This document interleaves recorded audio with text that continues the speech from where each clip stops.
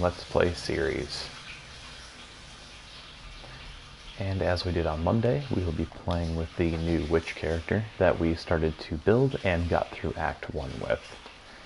Now, since we didn't actually get to the town area of Act 2, it's going to put us in the social area for Act 1, which is fine because we do have one loose end to tie up there. We do have our quest reward, which will be another skill gem.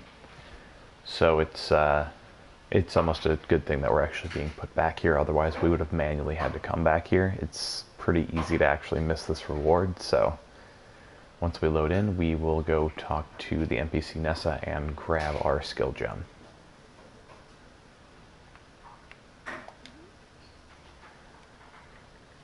So we'll go down to reward. I think we'll go with Firestorm, even though it's not a skill gem that we're going to use in the long term. It does offer nice DPS. It's a good AoE attack. So it should help us clear out mobs a little bit faster than we currently are. Let's go ahead and equip that in our scepter. And we will get rid of these items.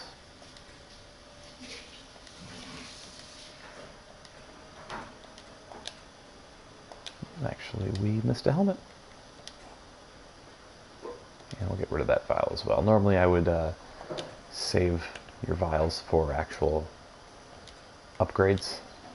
Save 3 of them, but since we're just kind of trying to make progress forward, we'll just go ahead and get rid of that one. It's just a small one anyway, so it's not going to be that beneficial. Now, Navali here is actually super useful in this game. She will give you prophecies, which are basically going to tell you things that are going to happen to you. So this is telling us that we will encounter and slay golden elementals deep in the Cavern of Anger. So that's essentially going to force that spawn in the Cavern of Anger and hopefully get us some good rewards. And this is saying we'll slay a powerful foe and gain its power, so that'll be a temporary buff.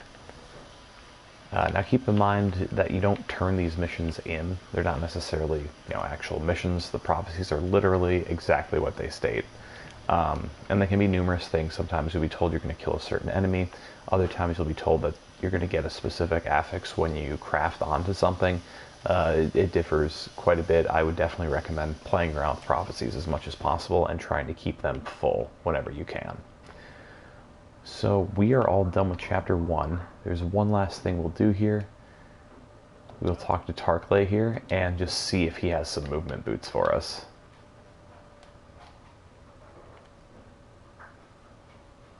Next life.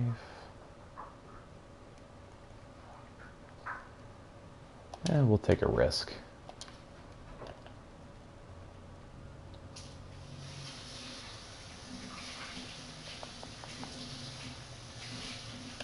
Go through here.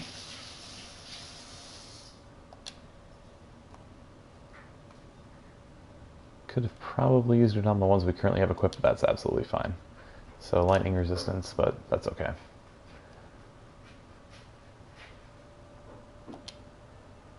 So we're going to move on to Act 2 and get to the main hub in Act 2. Now Act 2 is, I would consider it relatively important. One of the most important decisions you're actually going to make in the game is going to happen in Act 2. There is the bandit quest in Act 2. And something to know about the bandit quest is that it will offer you different permanent rewards based on what you choose to do. So if you kill all of the bandits in Act 2, you'll be awarded with 2 passive points. If you choose to help out the bandit lord Oak, you'll actually get more specific rewards. It'll give you 1% life regeneration per second. You'll also get 2% physical damage reduction. And on top of that, you'll also get 20% increased physical damage. And as you can see there, we actually just completed that prophecy I was telling you about. So back to the bandits, I told you about Oak, and then I told you about slaying all the bandits, the rewards you get for those. If you decide to help Elira, I probably am pronouncing that super wrong, you'll get 5 mana regeneration per second, 20% to your global critical strike multiplier, as well as 15% to all of your elemental resistances. So that can also be a super beneficial path to go as well. And the last bandit, if you decide to kill the other two bandits and help out Creighton, Creighton is how you say it, you get 6% increased attack and cast speed. So basically, it's kind of like a mini onslaught buff. 3% chance to dodge attacks and 6% increased movement speed. So kind of depending on what you'd like to do with your builds will more or less determine on what you're going to decide to do there. For this build, some of them could be useful. Primarily, if we decided to go with Oak, the life regen per second would be kind of nice, as well as the physical damage. But I think the 2 passive skill points is going to be more helpful for us. We're actually going to skip Kvass here. So we're actually going to kill all 3 bandits and get those 2 skill points. I just think that'll be more beneficial for us in the long run. Longstaff. We're not really going to use a 2-handed weapon just because I do want to use shield charge as my movement speed, or my movement skill. And obviously we can't do that with a 2-handed weapon. Hey man, glad you could make it too. So we'll talk to the NPCs here. And where are we at? We'll sell both of these off.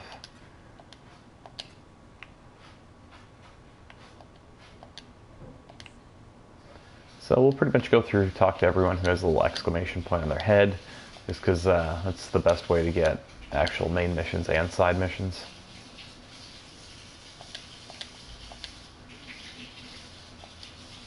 So that's telling us about the bandit lords. We'll pull up our map. And we can see we have 2 bandits out to the left and 1 to the right. And obviously we're killing all of them, so we're going to have to venture out in both areas. So the Great White Beast is a side quest, which we may or may not do. But first let's push forward on this side and kill the first bandit.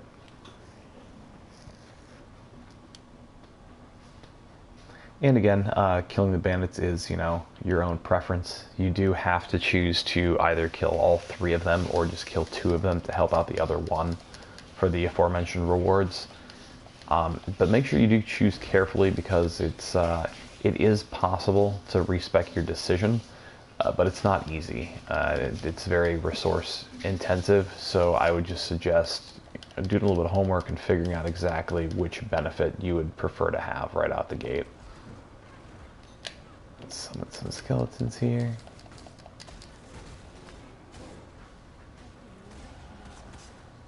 And we've leveled up. We've actually got 2 skill points we haven't used here.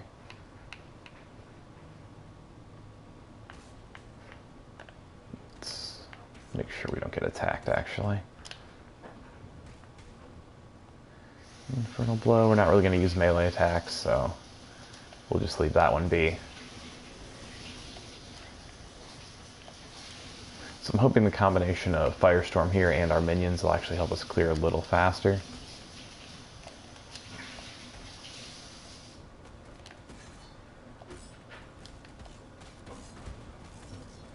Which does seem to be the case.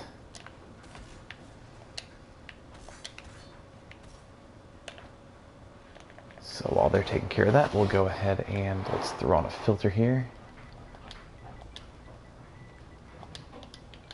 And just look at our minion nodes.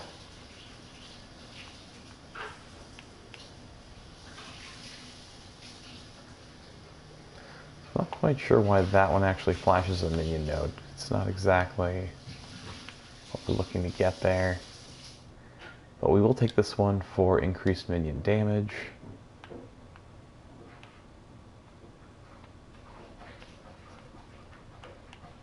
And let's see what we've got over here. And you can hit L2 and R2 to zoom in and out as well. So as you can see, a lot of our minion nodes seem to kind of work over through this way. Spiritual Command, very nice skill there. Sacrifice. This is really good too. So this will be super helpful because it'll give our minions some elemental resistance, some increased life, some life regen. That's definitely one we want to work our way towards.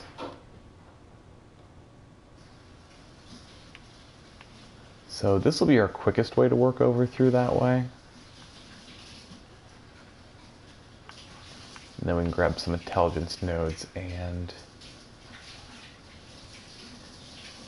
yeah, see, brand skills and totems, I don't think we're going to head up that way, but we definitely want to head over this way, so I think we will grab this skill just to start making progress towards that.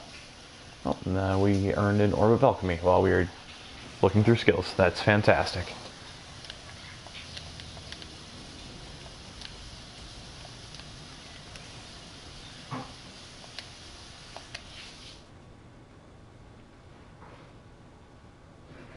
And we're going to move out through here.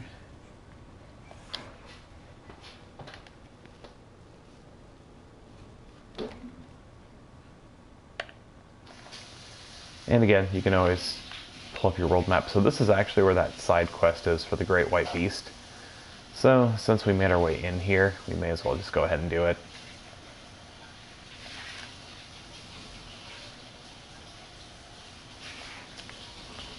We kind of cast our Firestorm and just move on through.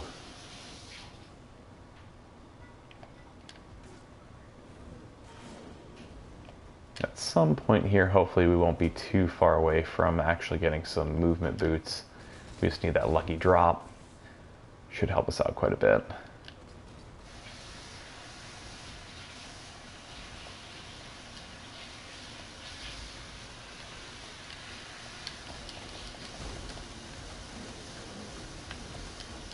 I may not have picked the greatest time to do that. No, we did just fine. And we actually had a unique drop already. So that's actually pretty early. That's some good RNG right there. I think with my Templar, I didn't have any uniques drop for me within the first couple acts, actually. That'll give us some elemental resistances. That's a nice class to have also.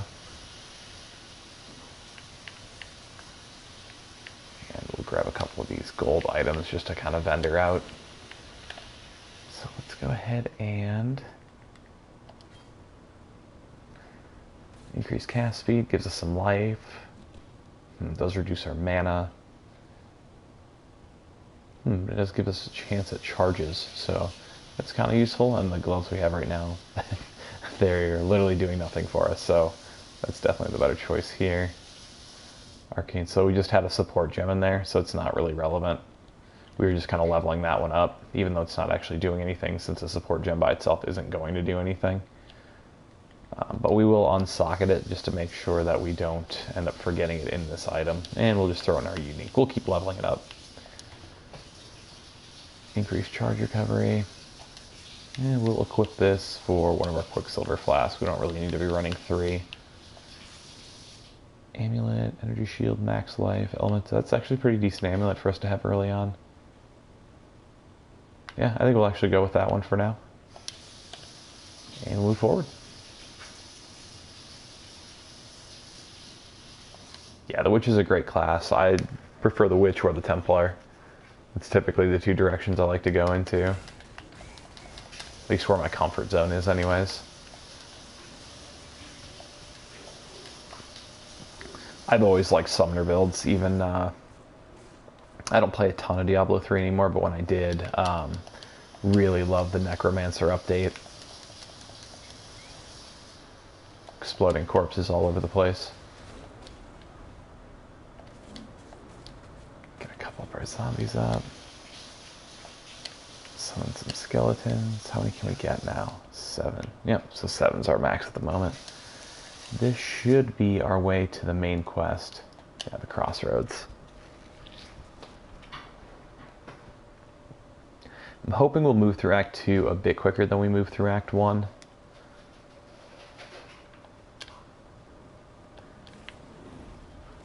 Act 1 you can kind of rush, but I'm admittedly no speedrunner. And I definitely wanted to make sure that we at least leveled up enough to the point where, you know, we're not getting one shot early, that we actually had some gear.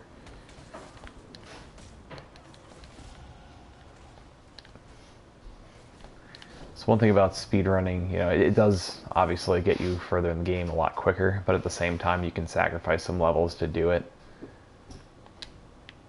So you kind of have to weigh your options of deciding, you know, do I want to kind of continue running through and just speed run it, or do I want to take a little bit extra time and just make sure I'm at least geared and leveled up and matching the level of content that I'm at. Because as you can see in the upper right hand corner there, the monster level here is level 15. We just hit level 16, so I mean we're pretty much right on pace.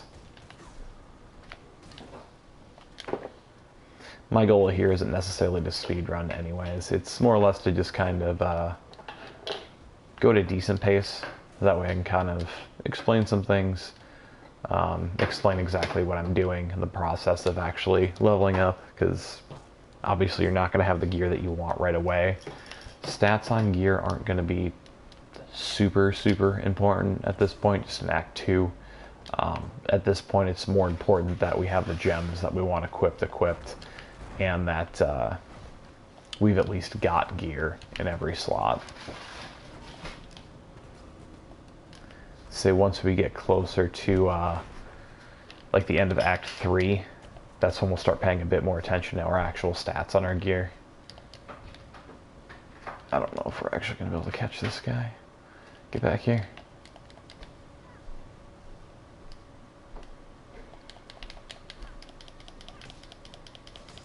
Yeah, he's gone.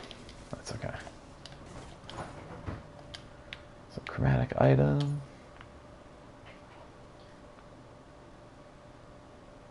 Witch Doctor was a lot of fun to play too. That's actually what I ran last season for Diablo 3. I still played on occasion on my Switch.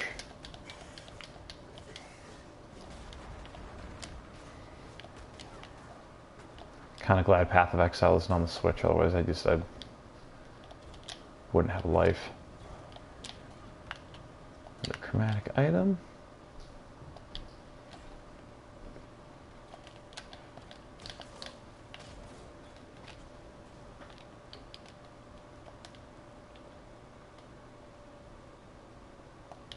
Early on, definitely make use of your Quicksilver flasks. You should run into at least 2 early on. They're one of the more common early flask drops. The fact that we got a flask with elemental resistances on it so early actually kind of surprises me. Same with the unique drop. Then again, I may have just been unfortunate in my Templar playthrough.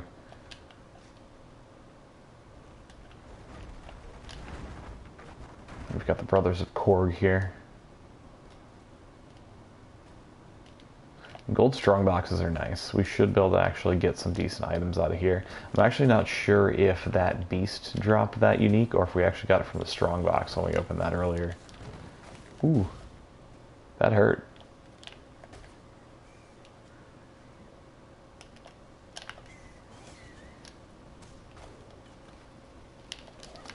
We barely made it out of there alive.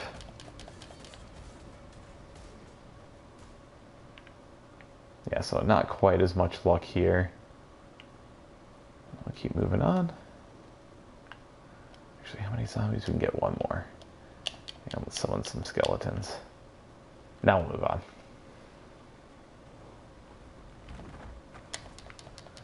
Take down this gold quick. Hopefully he'll drop us something good. Not really. Now, when you're playing through, if you don't have a loot filter on, you're going to run into a lot more items than I am right now. I think I still have my semi-strict loot filter on. So there's a lot of items that are dropping that we're not seeing. So if you're wondering why I don't have as many items as you would typically see, that's the biggest reason why. Actually, if I click the left stick. So yeah, right there, there's one more item. It's probably not the best example, but there'll be other areas where there'll actually be about 20 items on the ground, but you're only going to see, you know, between 5 and 10, just because I'm filtering out a lot of those lower, you know, value items. And here we go. This is our first bandit, and he's going to get owned. I'm not going to help you. I don't negotiate with bandits.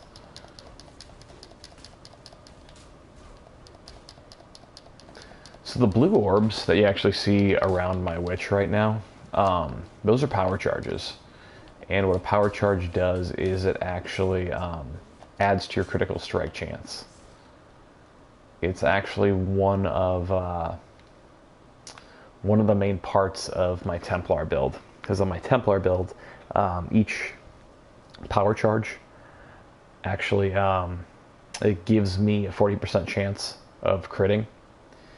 So, and I took a few nodes in the skill tree to actually up my charges. I believe it's at 5 right now.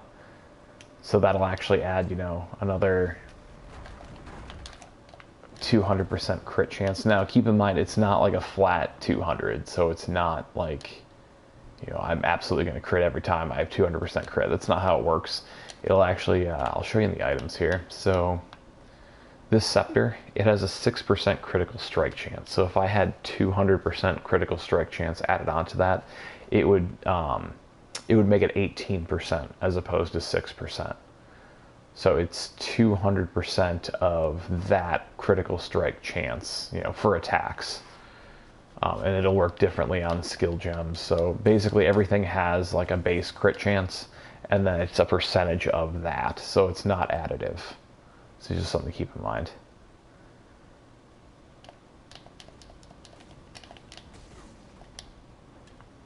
Yeah, I definitely would not help out that bandit for this class at all. Oak is the only one I would consider, just for the actual health regen and the physical damage, but brand recall, that's not something we're going to use, so we'll just kind of leave it there. So at this point, I probably shouldn't have circled all the way around here. We can actually just go back to our waypoint, head back into the main hub, and then head in the other direction to kill the other 2 bandits. And we should actually run into Einhar over there as well. So we'll actually be hunting our beasts for the first time too. Even though Einhar's already chilling here, but I think that may more or less be because of the fact that I already have a synthesis character. So I wonder if it'll actually not give us that mission. So yeah, that'll be interesting to see if it's actually account bound or if it's bound to each character. Because I've never actually created 2 characters in a league before, so I'm actually going to learn something here also. Get our skeletons up.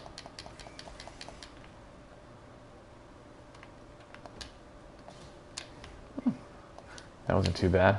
I like to open a lot of the random chests and like flip a lot of random rocks. You'd be really, really surprised at the stuff you'll find. My Templar, I actually got lucky enough to find an exalted orb behind a boulder.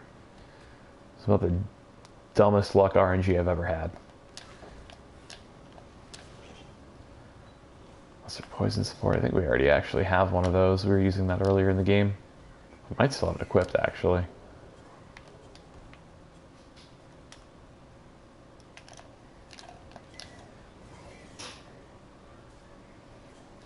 At this point in the game too, you could probably grab some of those like greater mana flasks that are white, but I prefer to just pick up the blue ones at this point, just to get, you know, the extra effects of having the magic item as opposed to the normal item. And something to also keep in mind too is when you go to upgrade them, if you upgrade 3, you know, magic flasks, you're gonna get a magic flask in return. But say I were to upgrade, you know, 2 regular flasks and 1 magic flask, I'm only going to get a regular one in return. So I'm actually, you know, kind of losing an effect on this flask by upgrading. Nothing good there. We probably could have sold our items while we were in town too, but I'm not super worried about that. Chromatic item. Worst case scenario, if we fill up here, we might just portal in, because I do want those chromatic orbs. I do have a nice stock up on my Templar at this point, but you know, for the sake of, yeah, we'll go back into town quick. For the sake of this Let's Play, I kind of want to show how to use, you know, everything fresh. So I don't necessarily want to go ahead and, you know, dig into the currency that I have with my Templar.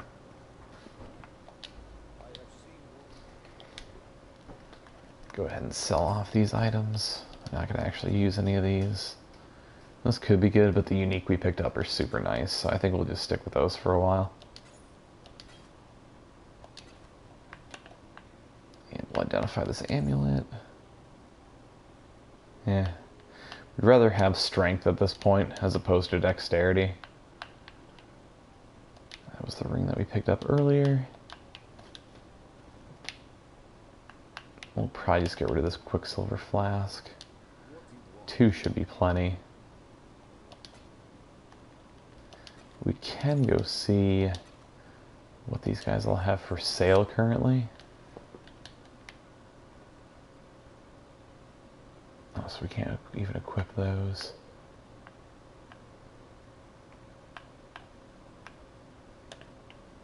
So yeah, that's fine. We're going to put some of our currency in here. Now, the reason I'm actually using this instead of my currency tab is just so I'm not actually mixing up what I have for my Templar and what I'm using for this character. And so that should pretty much clear us out. Go take care of business.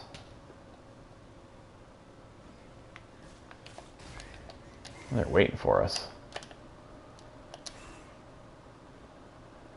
Elemental damage, physical damage, fire damage. Not really big enough of an improvement to worry about it.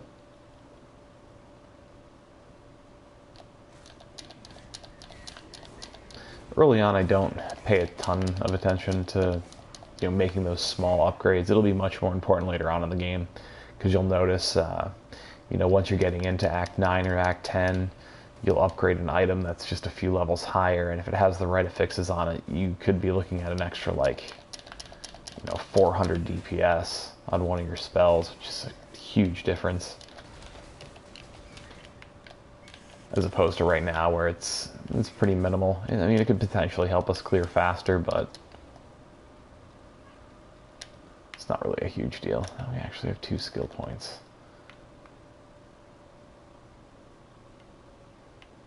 Let's see, which minion now do we want to work to first?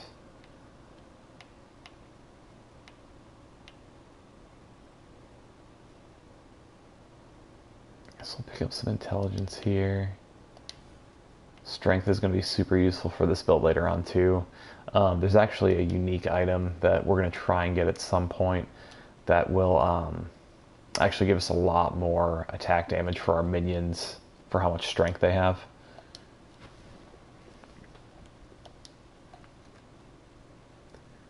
And of course Kavas is chilling over here. Normally I would run those, but I mean, we kind of covered that in the tutorial video that I made for the memory, you know, Nexus and running fractured memories. So we're just going to kind of skip those for now. And I think I actually got rid of all my currency. That kind of sucks. So you can actually use currency on these strong boxes. So right now it's just a normal, you know, white strong box, but I could use orbs on it to turn it into a rare, or, you know, to turn it into a magic, or, you know, I could use a Val orb to corrupt it. At this point, we're obviously not going to have Val orbs, but later on in the game, you can always corrupt these strong boxes too.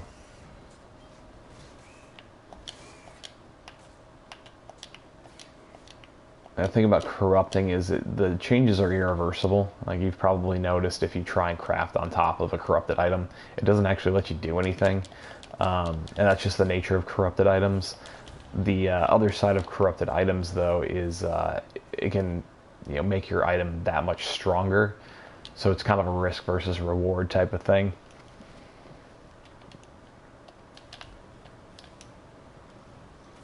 And we actually circled around. I'm pretty sure this is actually the area where Einhardt's supposed to show up.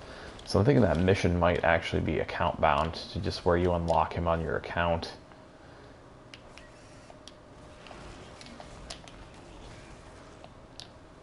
And at least the enemies didn't explode in my face that time.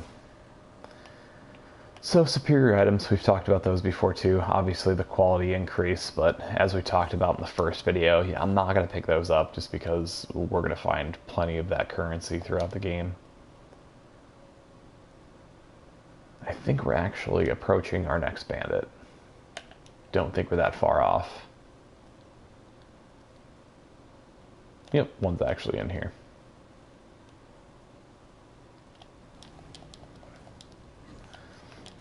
Yeah, so this will be where Oak is, and if I were going to help any of the bandits with this class, this would be the one, but I think those 2 passive skill points are just going to be a lot more useful to what we're trying to do, so kill them all.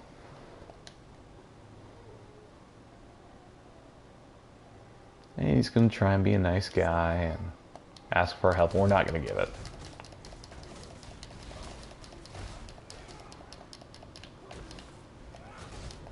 We're going to turn your minions into zombies.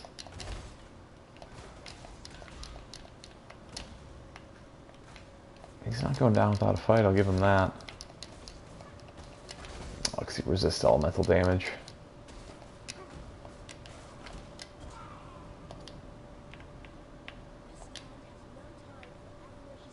So we're actually going to identify both of these boots just to see... No, we didn't get lucky. What do we have equipped in here? Fireball. I don't really need that anymore. Armor evasion, fire resistance.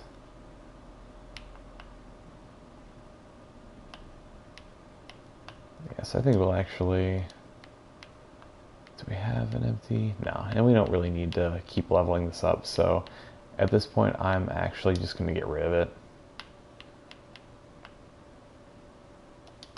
And these are both blues, so no, this one isn't.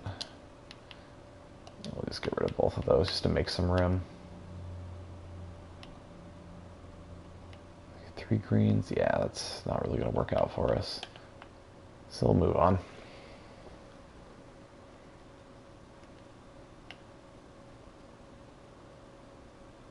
I believe from here we're just literally pushing forward still. Oh, no, actually we want to go back to the riverway.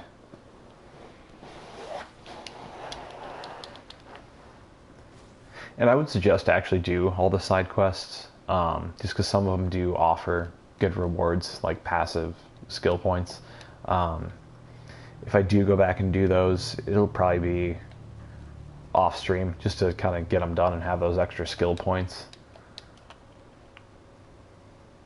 Just kind of hoping to run through Chapter 2 a little quicker than we did, you know, Act 1.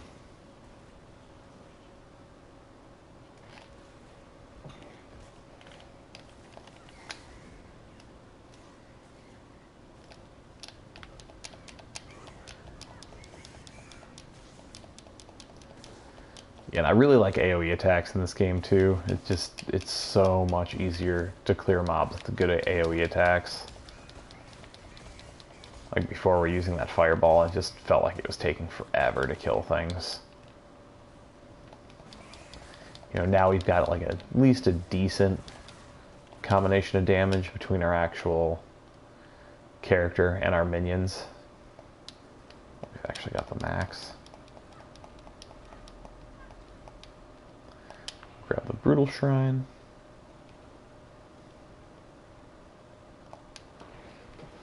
And our mana's actually regenerating quick enough to the point where we don't have to keep using mana flasks all the time. I think that's one of the parts that will make Act 1 take as long as it does sometimes, is just the fact that, you know, for me, I really wasn't accustomed to having to worry about my mana. Oh, no, actually, this is the Einhar area, because I can see one of the beasts there on the overhead map.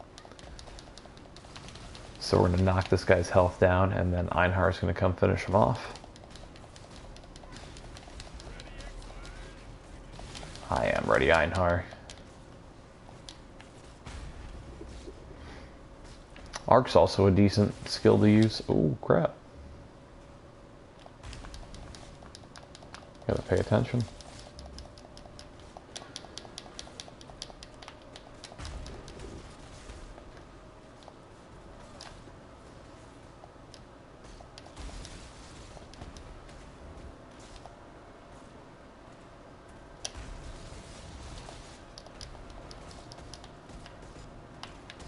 Definitely grab this chromatic orb. Or try to.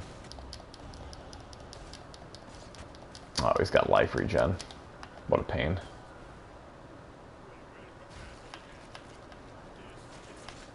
Chromatic item. And so as you can see, we unlocked a new recipe. We can go back to the Blood Altar, defeat him, and get some orbs. Now, the fun part about this is Einhar's actually going to follow us through the rest of this map until we finish his mission. And his is one of the side missions we'll actually go ahead and do here on the stream. Capturing beasts is kind of fun. I'm getting a lot of chromatic items. This is pretty nice, actually.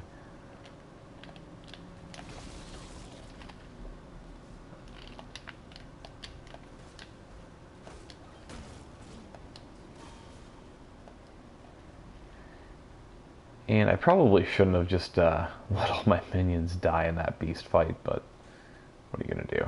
So this is our last bandit. And after this, we'll be able to turn in this mission and get the rest of our, get our 2 passive skill points.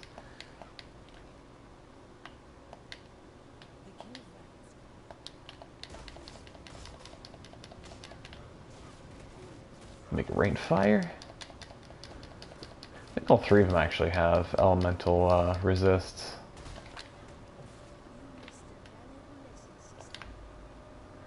That one went much quicker though. So now when we go ahead and return those amulets, we're going to have 2 passive skill points to assign.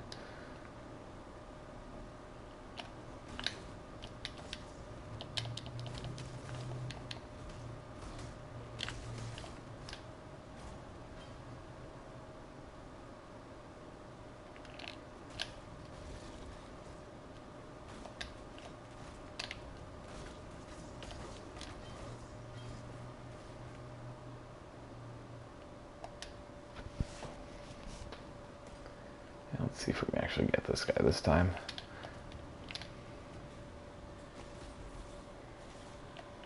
These tormented souls, they can drop decent loot sometimes.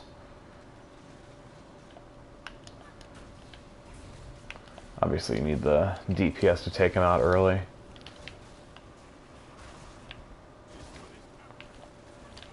Captured a beast there. So the first beast that we ran into is actually the most difficult beast we're going to run into on this map, just because it was a red beast. The rest of these will show up as, I believe, yellow on the mini-map and the overhead map. Another chromatic item.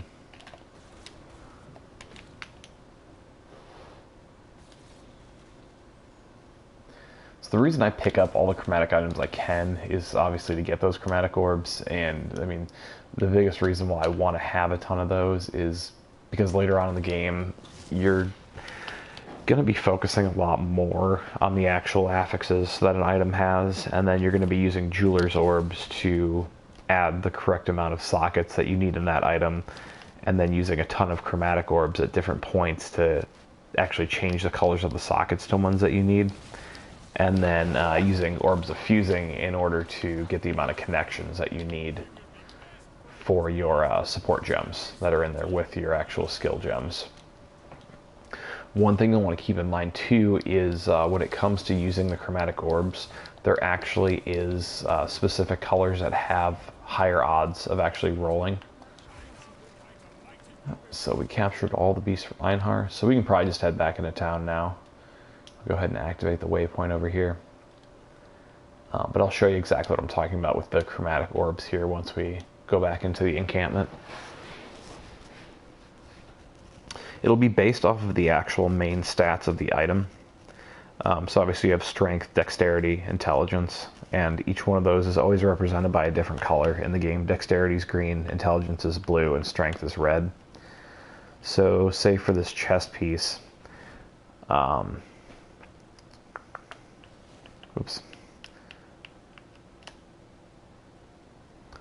chest piece has armor and energy shield. So armor and energy shield. Armor is always related to strength. Energy shield is always related to intelligence. So red and blue gems are going to be the most likely to roll on this item. And as you can see, we have red and blue gems on it. Let's see if we can find one with just... So this one's just armor. So the highest probability color for this to roll is going to be red. So it's just something to keep in mind. So if you have an item like, you know, this one where it's energy shield, that's intelligence, so it's going to have the highest odd for blue. So if you're trying to roll 3 greens on this item, you're going to have a much harder time. So you're going to go through a lot more chromatic orbs trying to get 3 greens on there. quest is complete. And we'll actually sell off these extra items that we've got. So like this one, yeah, evasion rating, that's, you know, in relation to dexterity. So it's just a good way to kind of have an idea of how much you may be investing into trying to re-roll those colors on your items. Evasion and energy shield. Actually, we'll go ahead and identify this one and see if it's anything good for us.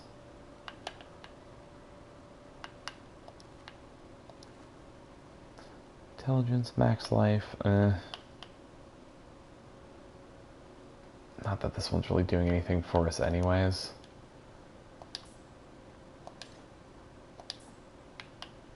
It's a higher level item, so we'll just go ahead and go with this one for now. And if we hover over this, it'll actually show us which skills we currently have that it can support, and it can actually support all 4 of our current skill gems. So since this one's a double blue, we'll put that in there with our skeletons. So once we spend a certain amount of mana, it's going to grant us more spell damage, more cast speed, more mana regen, lasts for 4 seconds the duration of that buff. And it'll actually, you know, give our supported skills 12% more spell damage also, which is not a bad buff to have. Let's go ahead and stash some of our currency away. 29 strength. Yeah, we'll keep what we've currently got. And then this is obviously better than our current. This will give us instant recovery when we're low on life, but even at that point, we're still getting more recovery from that because it's a larger flask than the other one was.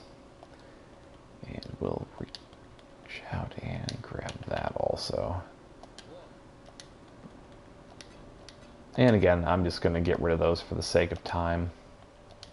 Should have just sold these with it too.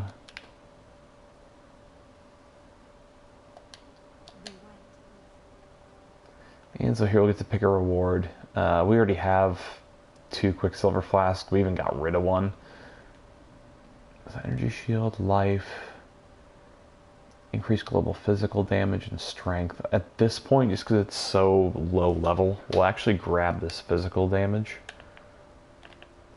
Should help our skeletons and our zombies do a bit more damage. Strength, armor, cold resist. Okay, we'll go ahead and equip that. Yeah, the stats on that are relatively low because it's for level 4.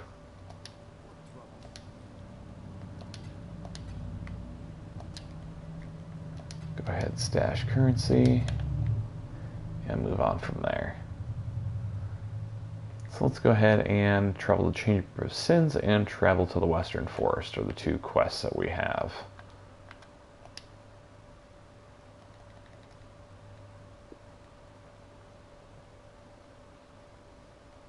See, I believe they're both essentially main quests. Open the block pass from Prisoner's Gate. Okay. So go ahead and travel there since we do have a direct waypoint to it.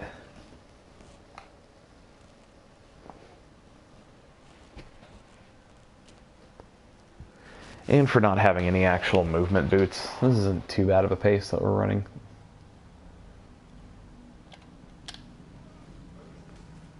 Having the AoE attack actually speeds us up a little bit here because we can just kind of cast and move. Just cast Firestorm, just let it hit everyone, and then I guess get out of there.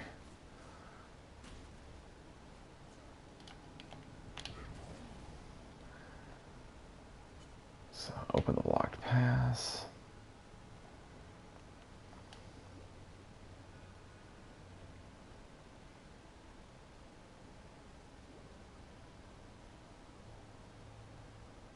As you can see, Kavas is marked on our map again.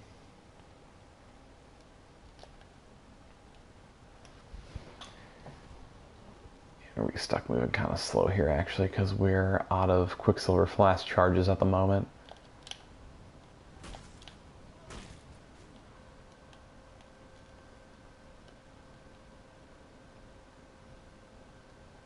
And again, pretty basic stuff, but for anyone who might not know, the only way to regain flask charges is to actually kill enemies, so just in case anyone was wondering about that. And that's the thing too, if anyone does have any questions, while we're kind of running, even through these beginning areas, it can be super basic stuff. I really don't mind. People play this game at different levels. I'm by no means like a top tier level min-max player. I just have a pretty solid grasp of the basics, really enjoy playing. I've had a ton of fun making all the YouTube tutorial videos. I've really enjoyed streaming also, so this is more or less just me kind of having fun, to be honest.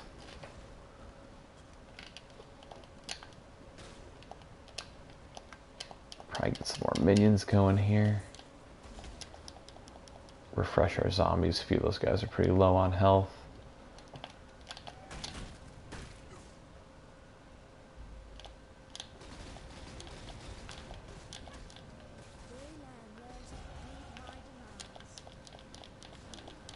Well, we actually have quite a few passive skill points to spend right now.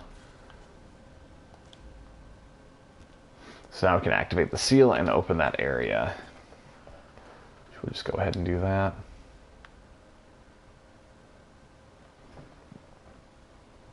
And so now what this does, if we go through here, you probably remember the Prisoner's Gate.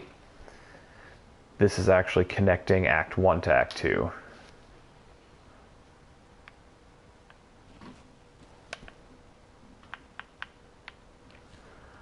Admittedly, I haven't actually built a duelist yet. Played for about 6 months on PC and pretty much primarily played a Templar and a Witch and kind of went the same route here on PS4. But I am actually looking into obviously trying some new things within the game, and I think as different leagues go out, I'll actually build different characters, so I'll keep a duelist in mind for next league actually.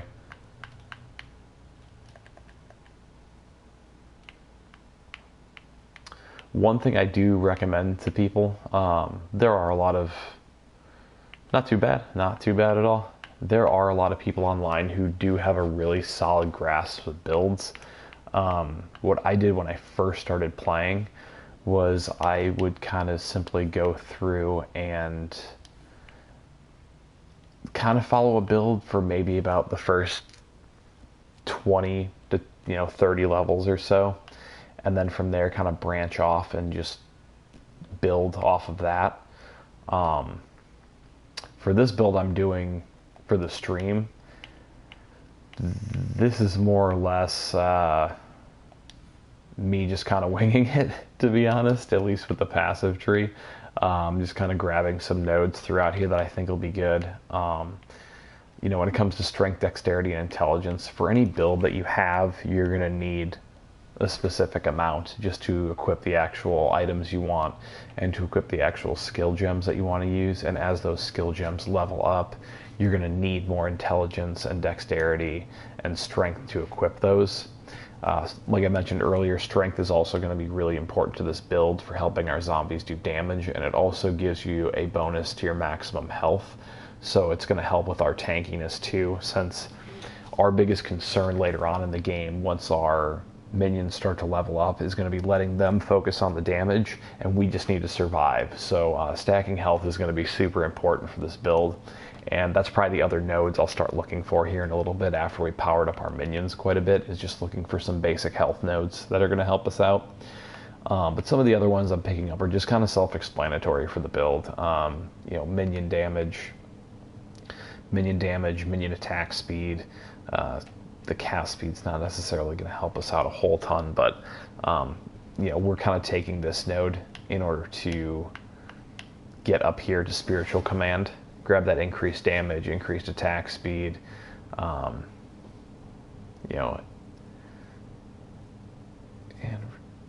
that reads super weird. But anyways, it's just a really nice, node to have there.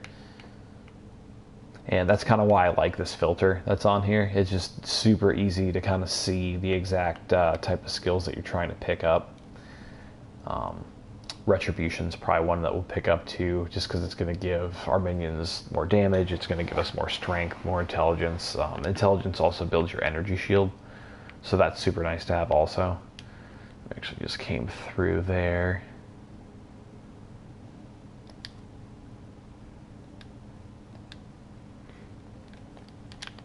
Firestorm these guys. Hopefully get something from the strong box. Ooh, they froze us.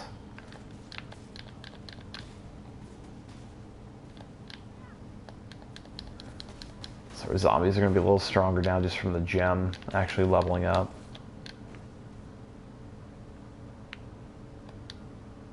Oh, he's hiding over here. Thanks, man. I appreciate that. Honestly, I've just had fun making the videos, and these streams even more so. It's kind of cool to just be able to play the game and chat with people who enjoy the game. It's just nice in general.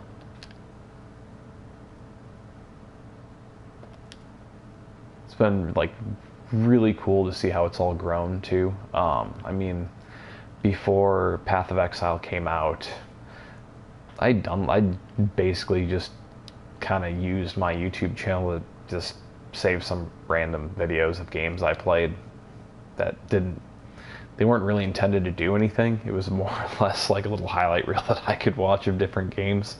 But then when Path of Exile came out on PS4, I was like, you know, it would be really fun to actually do something with a game that I like, and you know, just kind of share some of the knowledge I gained from playing it on PC with people who might be getting into it on PS4, just because I remembered how like overwhelmed I was by the game when I first started playing it.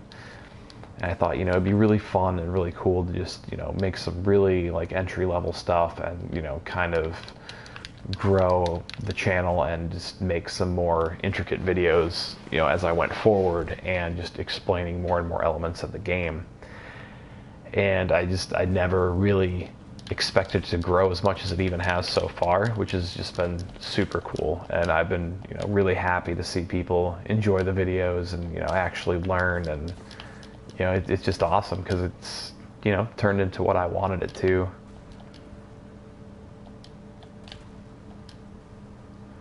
And overall, it's been a ton of fun.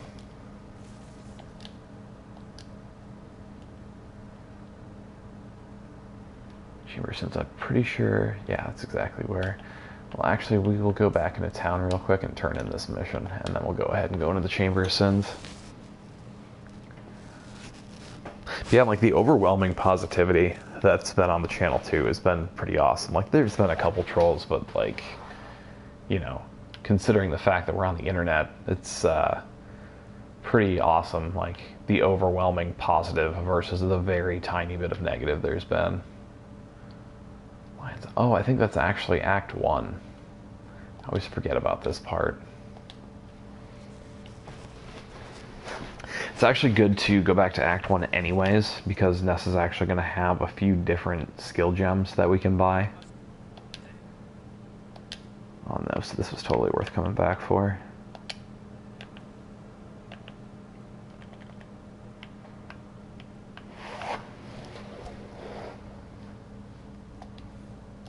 Minion damage. So from here, at this point, we've actually grabbed quite a few nodes for our actual minions.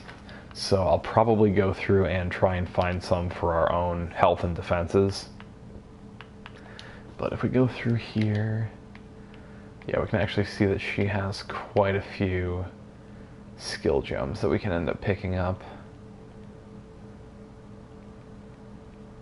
See if there's anything that'll really benefit what we're doing at the moment.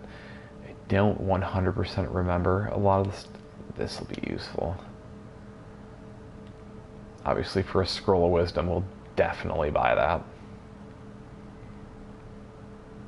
Minion damage support also really nice.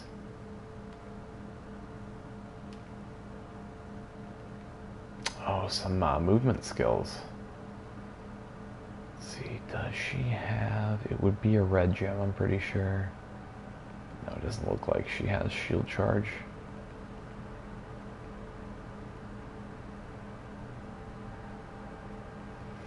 Okay. I think for the time being, we might just grab Flame Dash, just so we actually have something to move a little quicker with.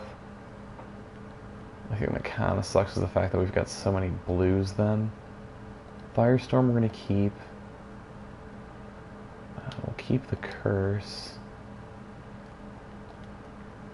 We'll get rid of the Arcane Surge support for extra minion damage for our skeletons. Just makes more sense to have. We don't have anything in there.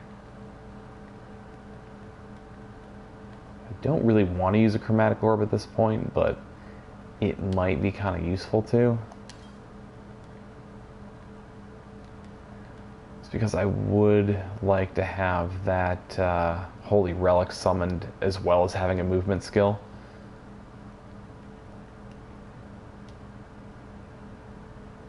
The boots would probably make the most sense. We've got 19, so it's not a big deal. I don't like to use too many early on, but that's right, we have to unequip. And that's fine, that's all we needed. So it did its job. Arcane Surge support, we're probably not actually going to use it anymore, so we'll just get rid of it. And you definitely don't have to get rid of all your skill gems. You can hold on to them in case you're going to build other characters, but the reason I'm getting rid of them is just because of the fact that I have so many actually stored up at the moment for my Templar in my inventory that I just don't have the need for any of those. So we have... use square to raise zombie. Raise our skeletons with triangle. You can assign something to X. A lot of people prefer to. I just haven't had the greatest of luck when it comes to assigning a skill to that slot when it comes to like trying to open chests or, you know, communicate with NPCs. So I tend to leave that as an attack. I know there's a lot of people who don't like doing that, but I don't know. It just drives me nuts when I'm trying to do something with the X button and it just won't register. So I just I leave it as a basic attack to, you know, just avoid that. So at this point, there's an optional mission. We're not going to do that though. We're just going to go ahead and continue on through Act 2.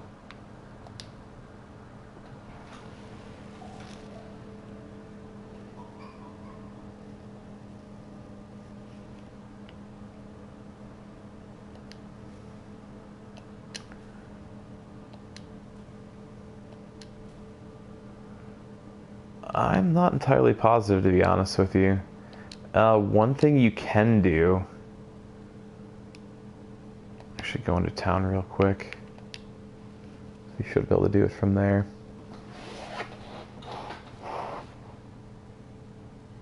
I admittedly don't have like a deep knowledge of a lot of specific items.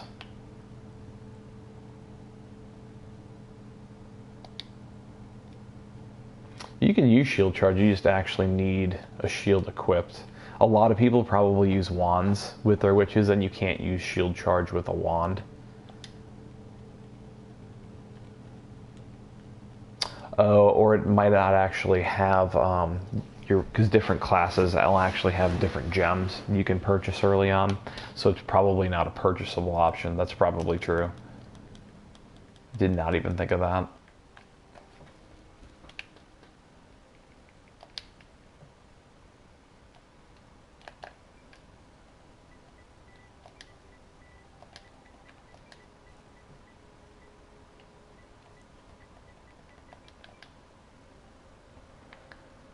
So you can actually go through the shop and search by specific item type, and you can kind of see what people are selling them for. That is ridiculous. 2 exalted orbs. So right now, I've mentioned this in some of my other videos, a lot of items are super inflated in price right now. I would not give an exalted orb for any of these. But you can at least kind of scroll through and see if any are actually reasonably priced. And you'll get to a point in the game where you just kind of need your items when you need them. At this point in the game, I'm not going to actually go through and purchase any of the items I need. The biggest one that I need is the Baron helmet. So I mean, 15 Chaos seems to be about the cheapest that you can get it for right now. But obviously you can scroll through and see if anyone's offering one for cheaper. And of course it depends on the roles you're trying to get to.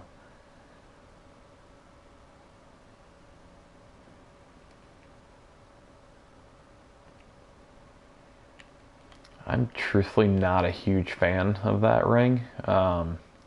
Just given the actual stats on it, rarity, it's okay, but honestly I'd rather have something that gives me more damage, so I'm kind of killing things quicker. Yeah, that would make sense. So we may end up kind of breaking my rule at one point and just actually using shield charge off of something that my Templar buys. And that's another thing that you can do. Obviously you can start another character literally just to get some of those early gem purchases from Nessa, because shield charge, it kind of outclasses a lot of the other movement skills. You can spam it, it doesn't have an actual cooldown, which is super nice. Flame Dash here, you can see it has 3 charges. The one thing I will say it does have over Shield Charge is the fact that it can move you up and down levels, where Shield Charge is strictly linear.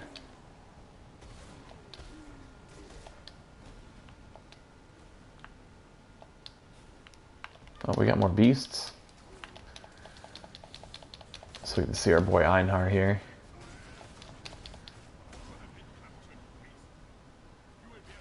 Oh, we haven't summoned our Holy Relic yet. It's a silver coin, and that's what we use to get more prophecies.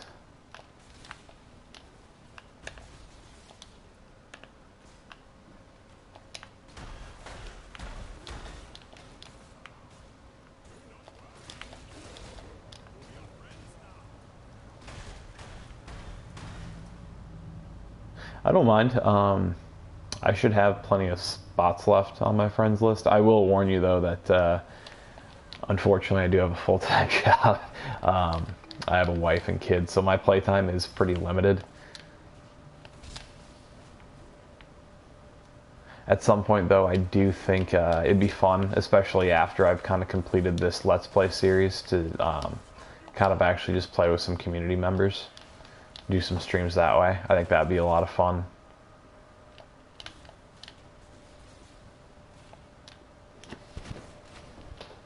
I more or less want to finish this series before I do anything like that though, literally just to kind of get more like the tutorial based stuff out of the way,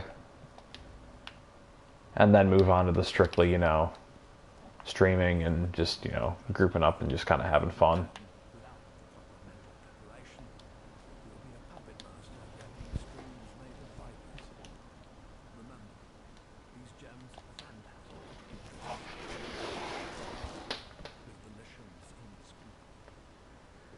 Yeah, back on the subject of shield charge though, one of the reasons I like it, you'll see a lot of people using this setup too, where they'll use faster attacks so that they could shield charge quicker, and then they'll use Fortify for a defensive buff. It's a really nice combination. A lot of builds use it, it's super common. But on the other hand, it's not super creative because of the fact that so many other people use it. Phase Run can also be pretty decent, but you kind of need a couple more support slots to kind of put it even somewhere near where Shield Charge is. Shield Charge is it's probably my favorite movement skill, literally just because of the fact that there's not really a cooldown and there's not a certain amount of charges that you get on it. The thing with Phase Run is there's actually a cooldown. You can put a couple of support gems on there to make that cooldown, pretty much next to nothing. I was running Phase Run on my Templar for quite a while, and I had the cooldown to where it was basically like a half a second before I could actually cast it again, which isn't bad at all. And of course, after we went ahead and used that chromatic orb, we find a scepter with 3 blues. Intelligence, physical damage, fire damage dispels. 5 life gained on kills, pretty nice. Yeah, we won't worry about that too much for now. Maybe we'll change it up in town.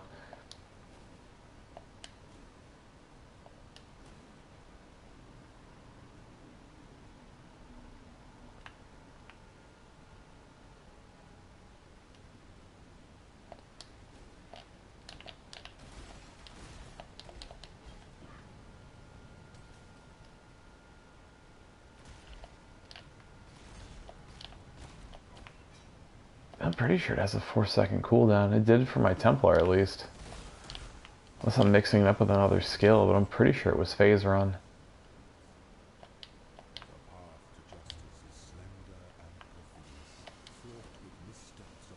Nah, I have to not be used to using my Templar here because these things can actually hurt me.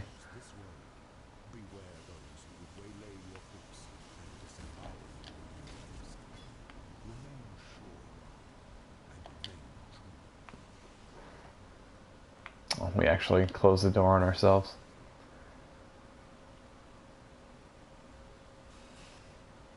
So these early trials, the puzzle portions of it are obviously a lot easier, but since your defenses aren't as high, you can't like face tank.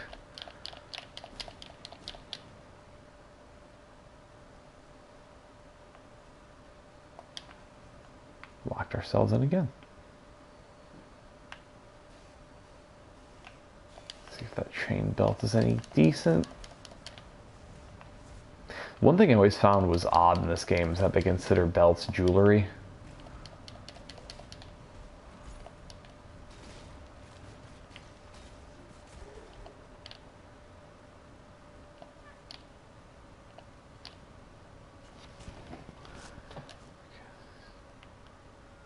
Huh, that must have been really recently then.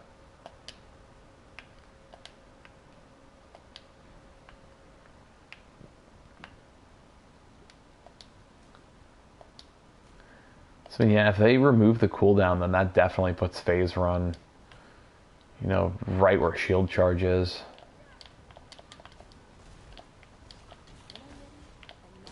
You'll learn a lot of that your movement skills are also preference based, and a lot of it has to do with gear too. Like obviously if you're running a one-handed weapon and shield, you're not going to be able to use the blade movement skill.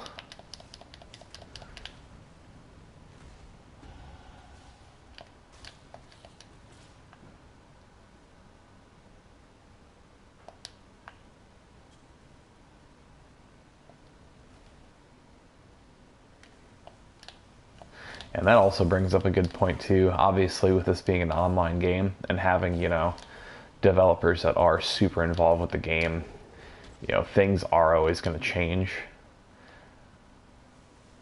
So that's another reason why I want to try and stay as current as I can with videos. I've actually even made mistakes in some of my past videos already where my information was outdated from, you know, when I played on PC, because it was months ago before the game came out, and it was things that they had already changed.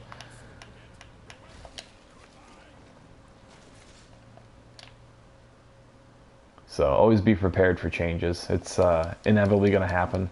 Usually they won't change too much like during an actual league, just because people tend to backlash if things are nerfed during a league that they're using.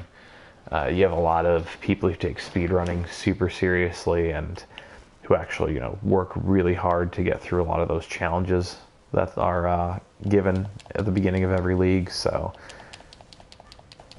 I didn't play the game in its early inception, but I'm assuming, if anything, they probably ran into some problems then. We're actually melting enemies quite a bit now. So our minions are doing a lot better. I have noticed we've gotten pretty low on health a few times though, which is kind of why I want to start taking some health nodes here pretty soon. And that's kind of what your passive tree is going to be. It's always going to be a balancing act between like making sure that you actually have enough defenses, making sure that you are doing enough attack damage, and just finding a few of those nodes that kind of makes your build unique.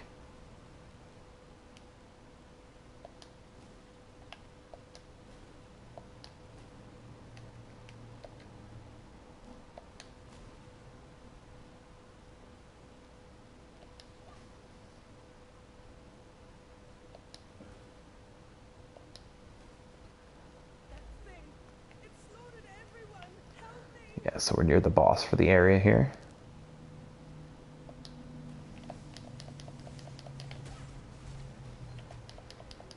Yeah, this seems to be a nice little combo early game. Just a nice AoE attack along with the minions.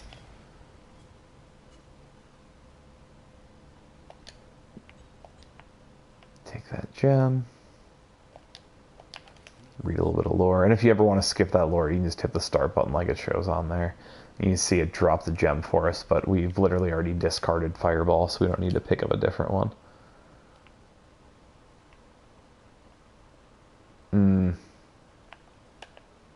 See, that's not a big deal on my Templar, just because my Templar uses power charges.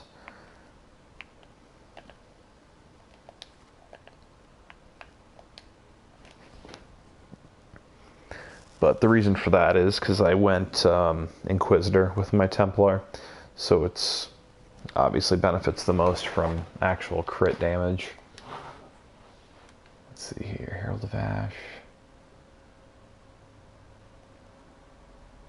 So here we're going to grab Desecrate, because this is going to make it so we can actually set corpses down on the ground that'll match the actual level of the area that we're in, so we don't have to rely on killing enemies in order to summon our zombies. We can actually do it right away.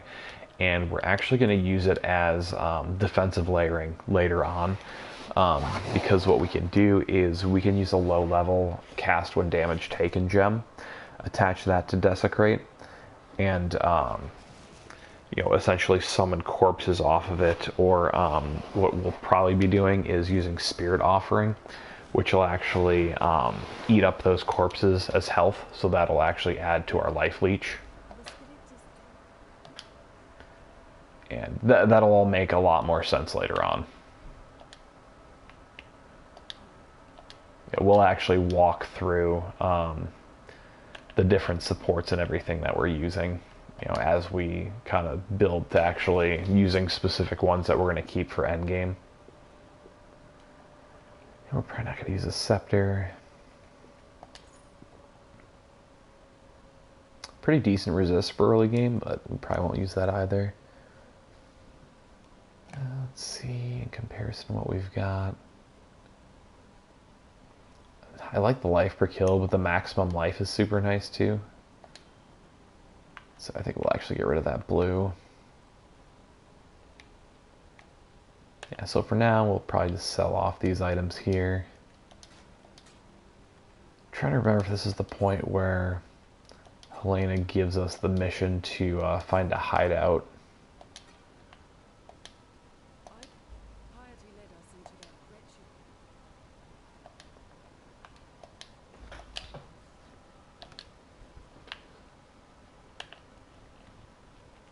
So identify this belt. So some energy shield, which is nice. Increase blast charges. I still really like that physical damage though, so we're just going to stick with that. This is a quest item, so we'll keep that. And we'll definitely want to equip our Desecrate somewhere. Oh, good.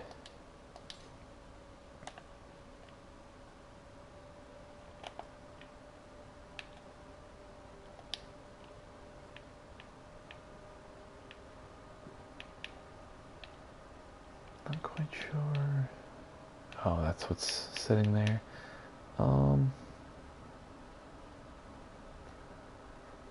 Actually, I think we have summoned skeleton twice. Yeah, we do. So we'll use Desecrate here.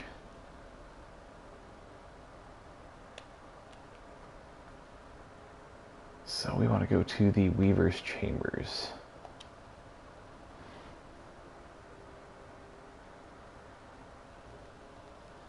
Should just be the BullShifter.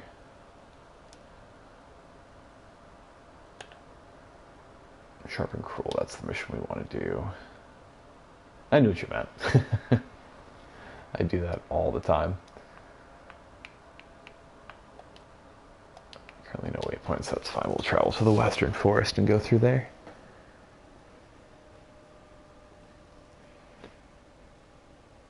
We should be about wrapping up Act 2 here.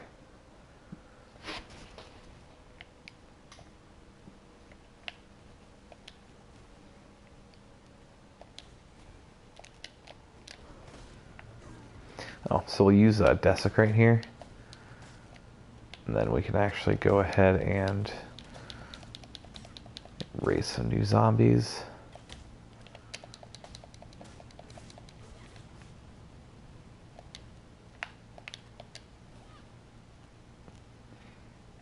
Let's see, was that in the Riverway? No, that's actually going to take us backwards.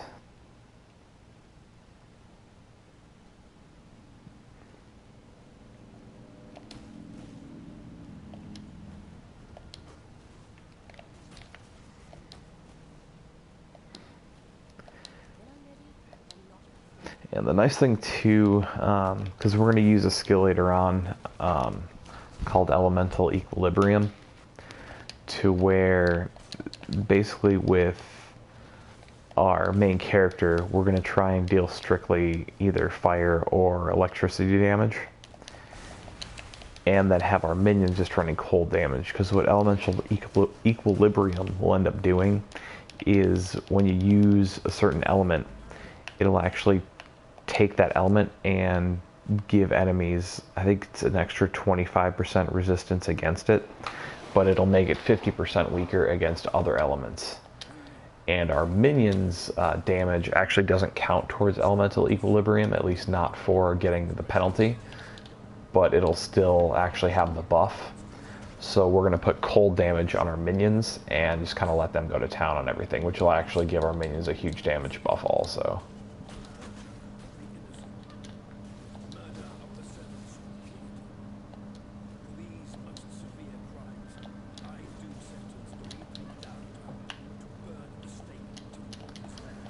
Some more summons here.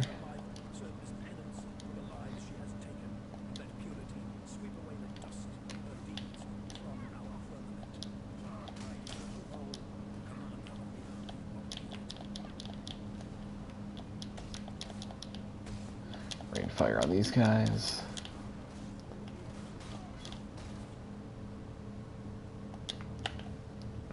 And we'll kind of keep picking up boots too, just to see if we can find something with a little movement speed. Even if it's just 10%, we'll notice a huge difference. Let's see, is that area actually Prisoner's Gate?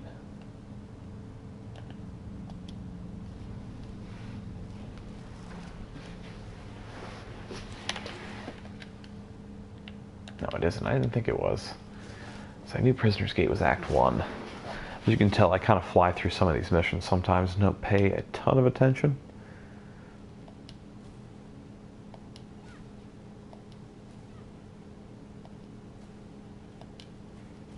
So let's keep pushing through. However, we do know that the next entrance we find will be the area that we need to go to. We were here earlier, but it's been long enough to the point where the instance actually reset. So I think the bandit will actually be in here again too. No, maybe not.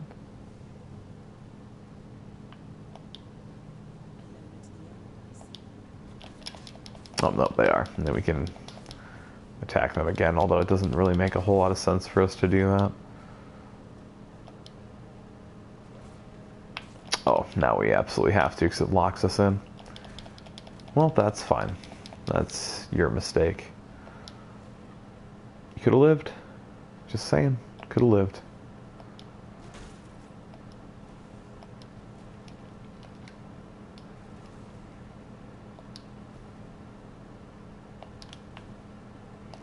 So it must be over here in the southern area of the map.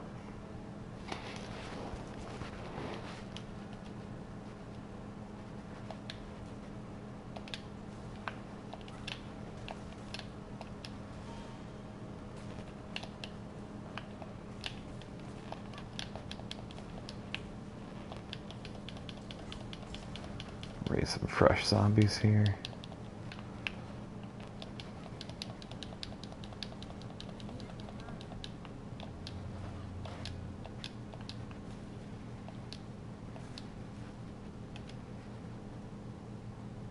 Oh, I accidentally equipped a health flask where my mana flask used to be.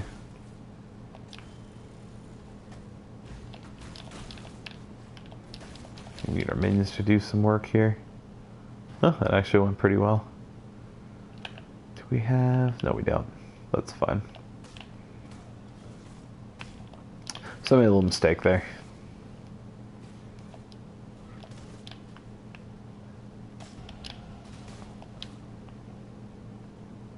And here's our area. So we did head in the right direction finally.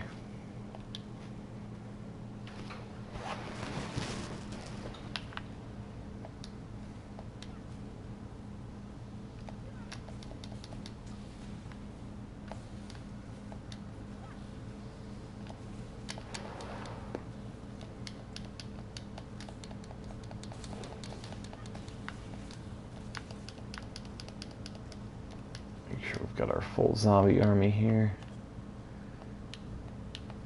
And later on we'll look for some corrupted zones so that way we can find Val summon skeletons. It's just a bit better than the regular summon skeletons.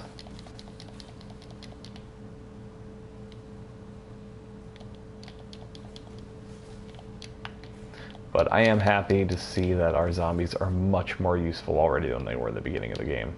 This is usually about the point where they start to become a bit more useful, usually around that level 20 range. So when you're about to finish Act 2, possibly start Act 3, that's when your zombies finally start to seem like they're not just glorified meat shields.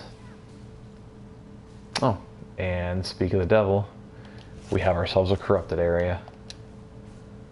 It's like I almost willed that into existence. So the nice thing about corrupted areas is, well, you get some corrupted items from here, which are kind of limited in usefulness because, you know, as we discussed earlier, you can't do anything crafting-wise to an item that's already corrupted. But you do get some corrupted gems, and that's the main reward here for these corrupted areas. Go ahead and grab that helmet. And we're hoping to get, well, you can get Val gems. I shouldn't say corrupted. Corrupted and Val are two different things.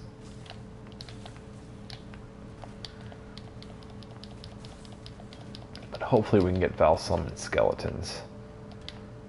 That's the main one we're trying to get here.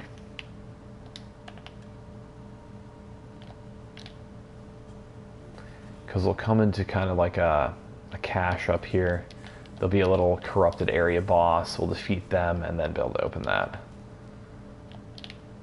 Hello.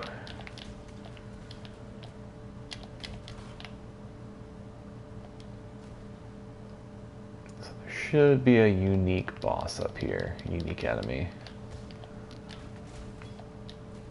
Yep, there he is. The Val Fleshsmith. It's super weird. It's called a vessel. Yeah, so we got ground slam. Not something we're going to use, so I'm just going to leave it behind. Again, when you're playing through, you don't necessarily have to sit there and leave everything that you're not going to use behind. You can always put it in your stash, use it for other characters. My stash is just already relatively full from playing through with my Templar, so I'm kind of trying to limit myself in what I pick up in this playthrough.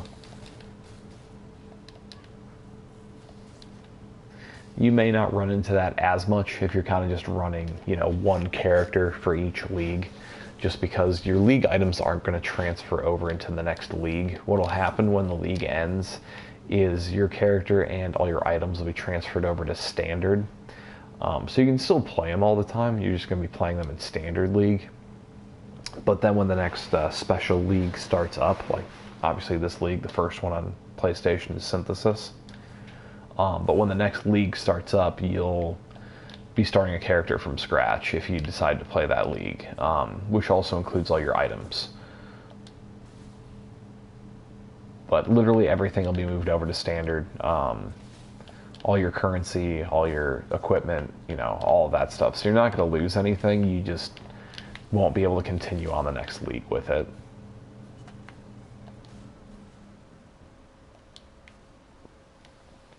The other thing that'll happen, you likely, I shouldn't say you necessarily won't, but there's a really good chance. I don't know if they've actually announced the date for the next league yet, but typically a league will last about 3 months. I assume we're going to get slightly shorted on PlayStation for Synthesis League, so I think they were a bit into it. June, so that would make sense. That sounds like about the right time. Yeah, because we started in April, so April, May, June.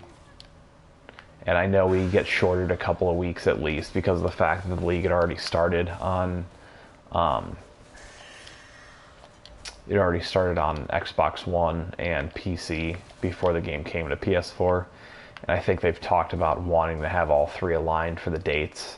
So we'll actually get a little bit of less time in Synthesis than the other platforms will, which it's not ideal, but I still think it's plenty of time. Still got like 2.5 months, I think, total when you do the math, so still plenty of time to go through your challenges. Let's see, faster casting. Minion speed is definitely what we're going to head for here.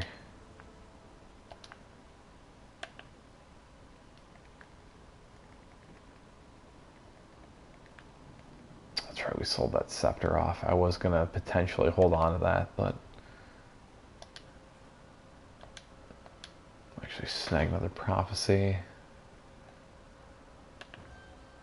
Pagan mouths worship pagan gods. False idols for false promises.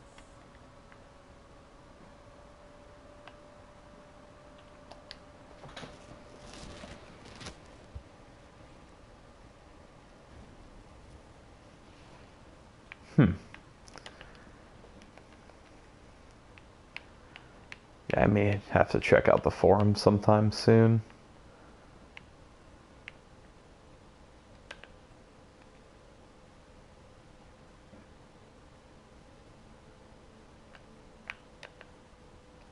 Sounds like a speedrunning type of thing. Actually, don't know why we came back here.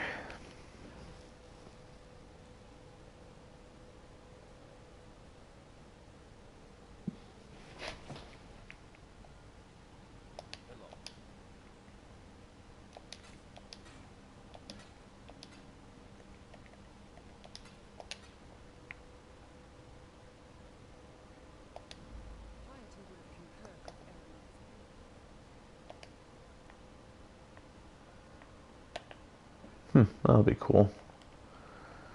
So this we're going to hold on to. I don't have 3 connected blue sockets. What I'd like to do is actually... We don't have any orbs of fusing right now, so that's irrelevant anyways. Well, do we have any... That has 3 connections. The helmet does 2, but it's armor, so our chances of actually rolling 3 blues is pretty small. This one we could definitely roll for 3 blues. It's not a great item, but what we can do...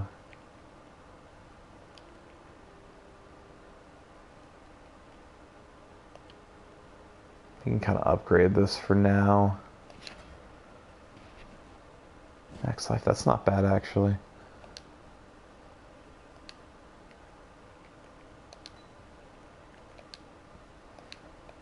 So we're just going to use hopefully just a few chromatic orbs here. 1 would be nice. There we go, 3 blues. So this is actually going to help our zombies kind of keep up with us, because if there's one thing I've noticed with these guys, it's that they are definitely lagging behind.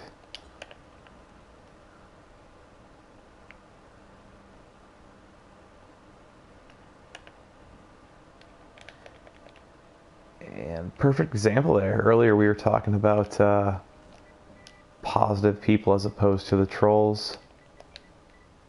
And we ran into one. How's it going, Blood?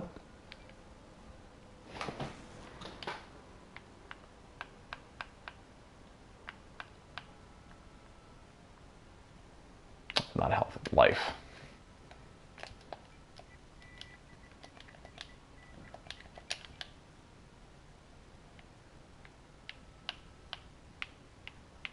Nope, no response. That's fine. We'll talk to you later, bud.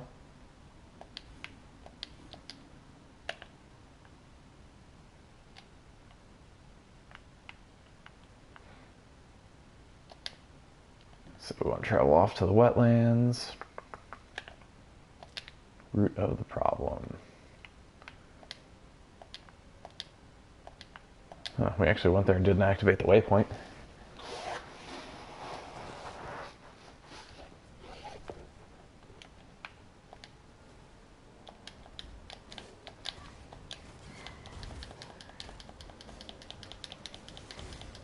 So before I went in here, I probably actually should have casted Desecrate and then raised my zombies from there, but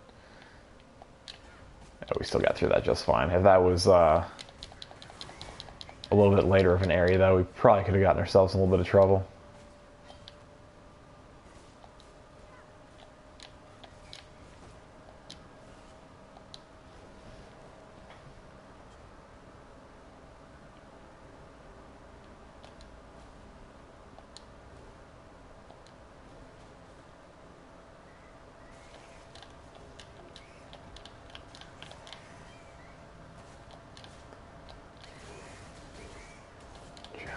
Oh, do you mean jewels? Because you can use, in your passive tree, you can use the same jewel and it'll actually stack.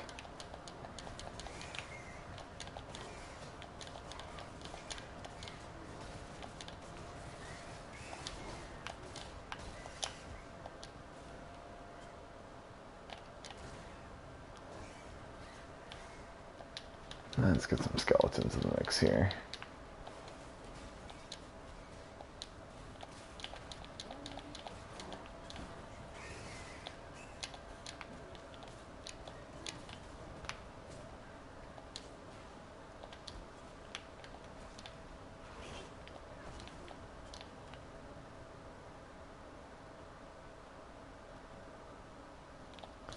Not familiar with rare item find gems. Oh no, I know what you're talking. No, those won't stack. Gems will never work like that. I don't think there's any gems that you can actually slot two in the same item and get like a double effect.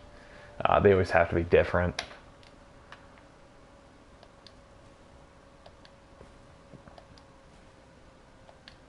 I'd actually completely forgotten that there was a rare item find gem.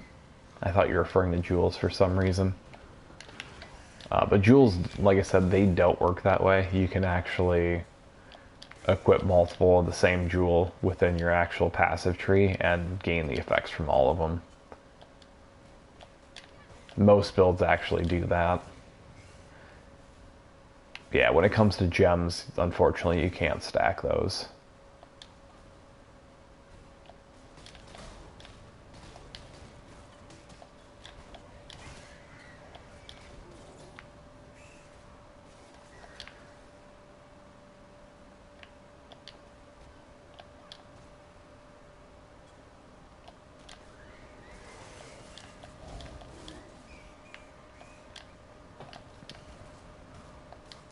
Yeah, I'm not too knowledgeable on the item find gems just because I've never really built a character with really a high item find.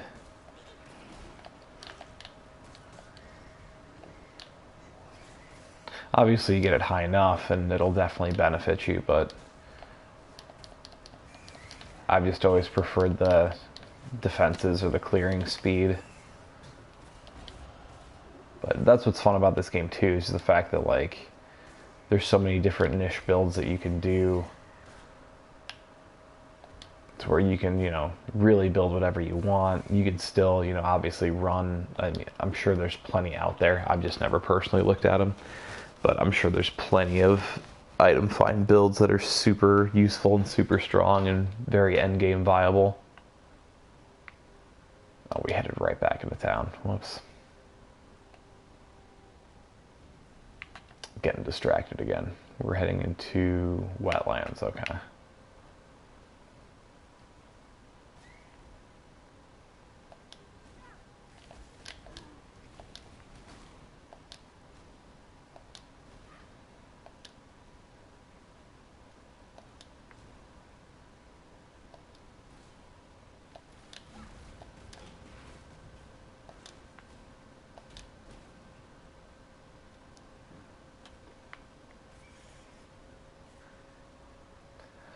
Yeah, so at this point I'm just going to start kind of cruising past some of these mobs because I just want to kind of get to the wetlands and wrap up Act 2.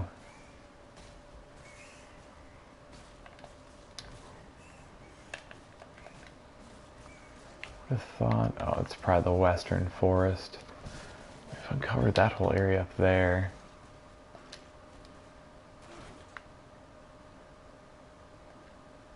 Well, I bet you it's over this bridge over here.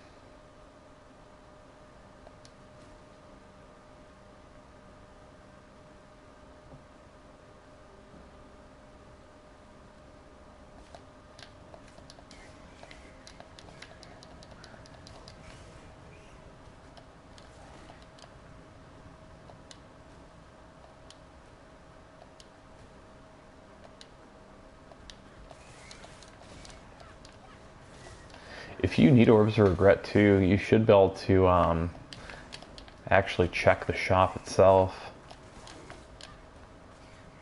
So I'm pretty sure there's actually a currency area.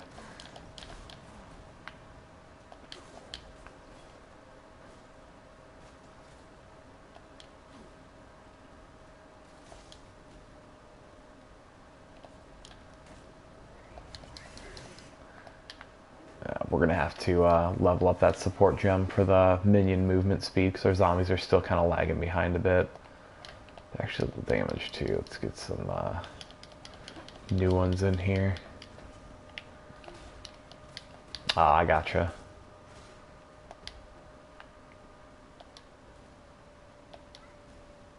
Here we go. This is the area we're looking. No, it isn't. The western. I could have sworn.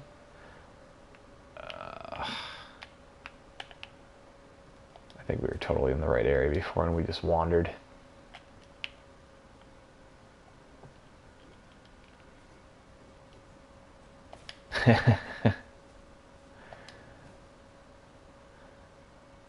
As soon as I saw your name on YouTube, I'm like, this guy watches the league. That is awesome.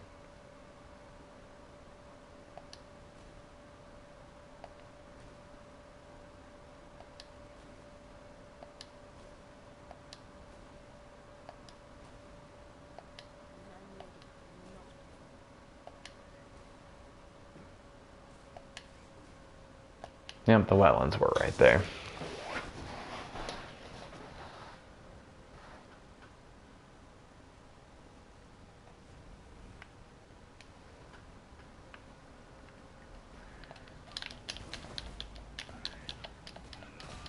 Yeah, some more Beast Reinhardt. I don't remember actually capturing this many beasts on my first playthrough.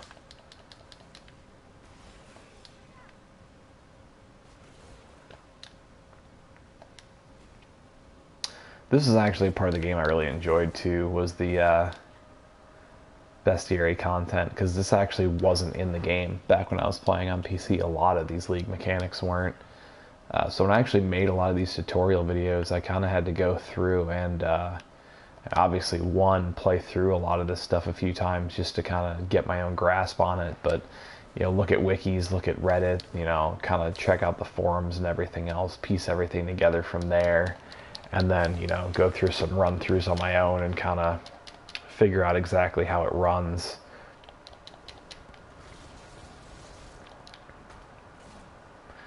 Just because you can kind of, and that's another reason I started making the tutorial videos too, is like you can look up how the stuff works online, but it's so much easier to actually like run through things or like see things being run through and understand them that way. At least I find it easier that way as opposed to just reading something. You know, reading something will give you at least a good base for it, but yeah, I've always been more of a visual person. So actually seeing it be done and like explained just makes a lot more sense to me.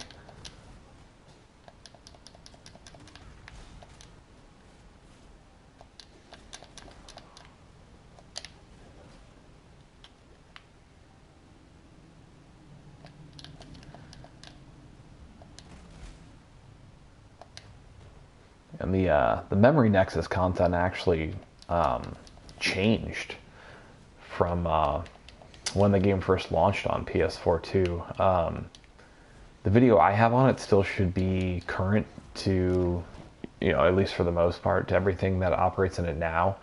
But the actual reward links used to be completely different. When the game first started, it was the way that it functioned was that you kind of you created like super long links throughout the memory nexus itself, and then tried to maintain those links for as long as you could to keep your rewards going. And you could stack rewards, you know, pretty much indefinitely, and just keep stacking and stacking. And then eventually they just changed that to the point where, you know, you were just stacking those 5 benefits, those 5 affixes, and they just made the affixes a lot more powerful. So I kind of like the new way. It's a lot easier to manage. The old way, you could, you know, potentially stack more, but it was also a lot more complicated. Which is why I think they changed it.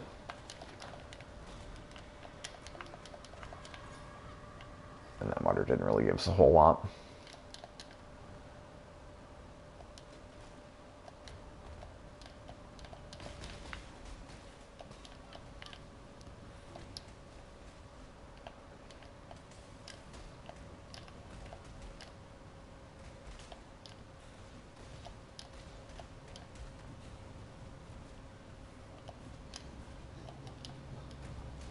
And it's really not that bad depending on where you're at.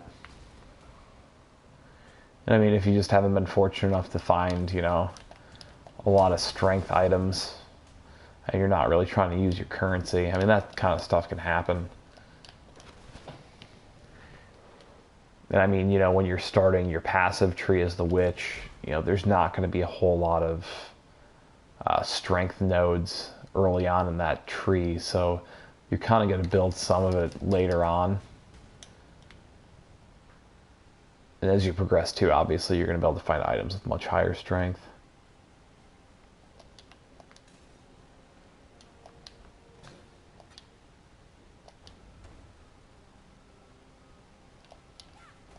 Yeah, I mean, for only being a weekend, that's really, it's not that bad, especially if you're just kind of, I mean, if you just got one of your uniques for your build, you know, odds are you probably haven't been sitting there trying to stack your strength for that item. So everything takes time in this game. That's the big thing. Unless, you know, you're some of the speedrunners on PC, nothing seems to take time for those guys. Those guys can literally run Act 1 to 10 in, I've seen a guy do it in like 5 to 6 hours. Pretty insane. But the only thing is, like, when you're running the game that fast, like, you're kind of stuck neglecting some things. So, you know, your probability of dying goes up quite a bit, and it's a lot harder to gear.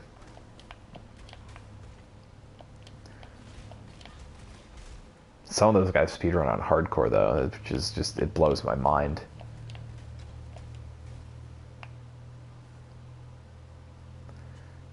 I've never been big on hardcore, just because, you know, the thought of being, you know, kicked out of the league content for your character just for dying once.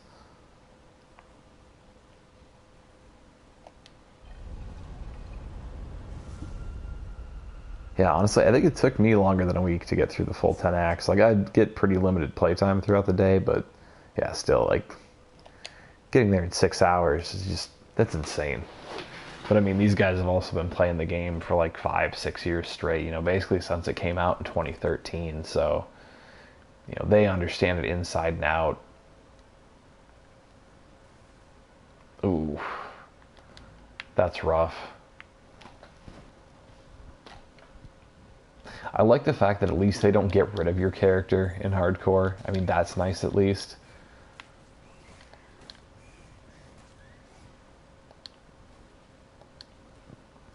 It just sucks to lose, you know, all the league mechanics by getting shipped off to standard. Not being able to complete the league challenges. Which I think at this point I think I still only have like 7 or 8 of the actual league challenges.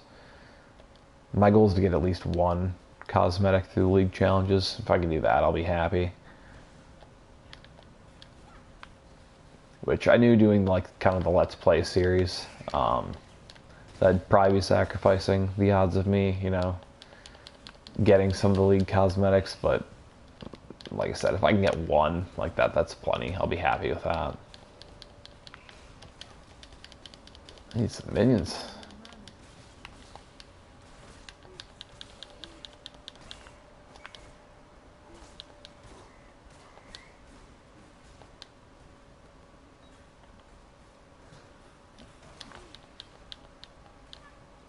Flesh offering, nice.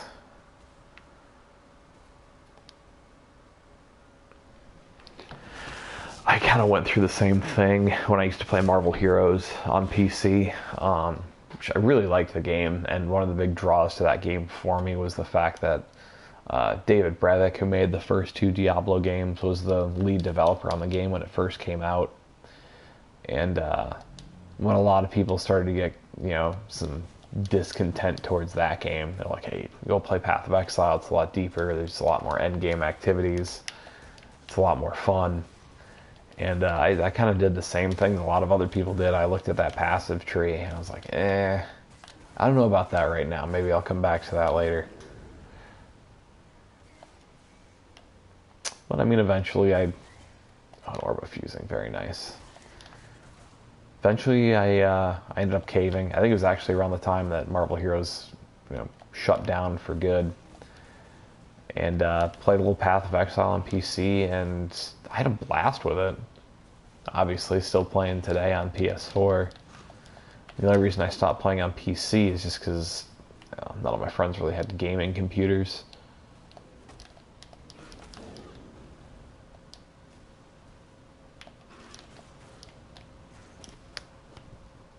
Another orb of fusing. Dropping like candy in here.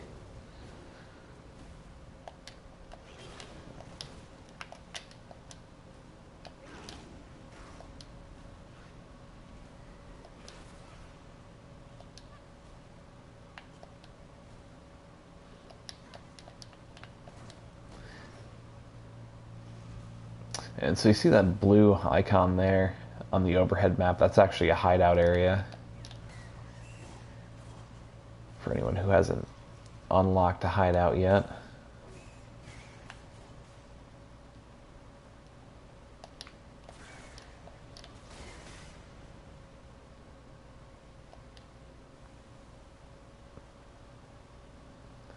This will give you a little mission inside it where you basically have to clear the area and claim it as your own.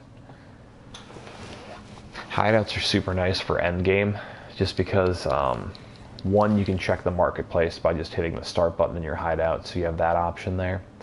And 2, you can actually place a map device in your hideout, so that way you can actually have a map device in the same area that you have your stash. I had completely forgotten about that when I actually made my mapping video, and I kept traveling between the area, the temple that has the actual map machine, and like town, and trying to remember what map I was trying to run next. And yeah, you save a ton of time by just bringing a map device to your hideout.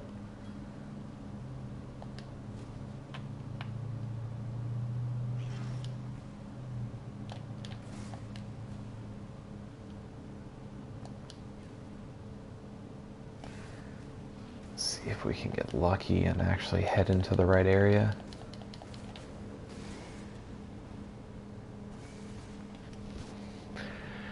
Well, if you vendor a 6 socket, you'll actually get 7 jeweler orbs, which is nice in general. Where the real value comes into like selling it on the market though is if you have, you know, a 6 link 6 socket item. So if they're all connected, I would never vendor an item like that. You can always sell that for it'd be pretty rare to have one that wouldn't go for at least an exalted orb.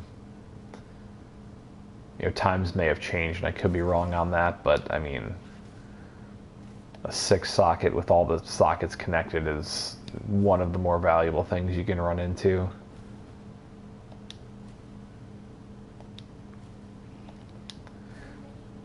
I think a friend of mine looked up the odds online the other day, and I think there's like less than a 1 in 2,000 like chance odd for you to use an orb of fusing to actually fuse all 6 socket slots.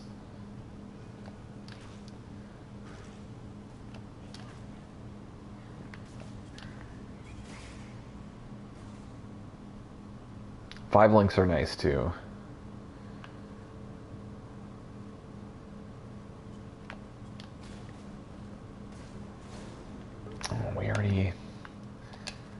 I'm getting distracted by myself here. We already completed what we needed to do.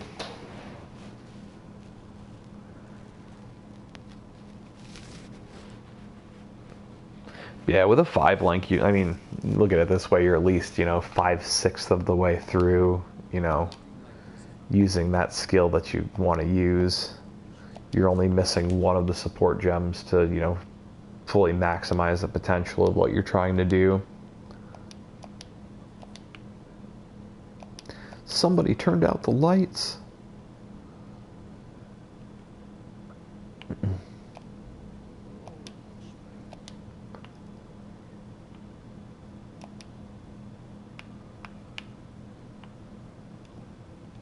I believe that area is the caverns, yep.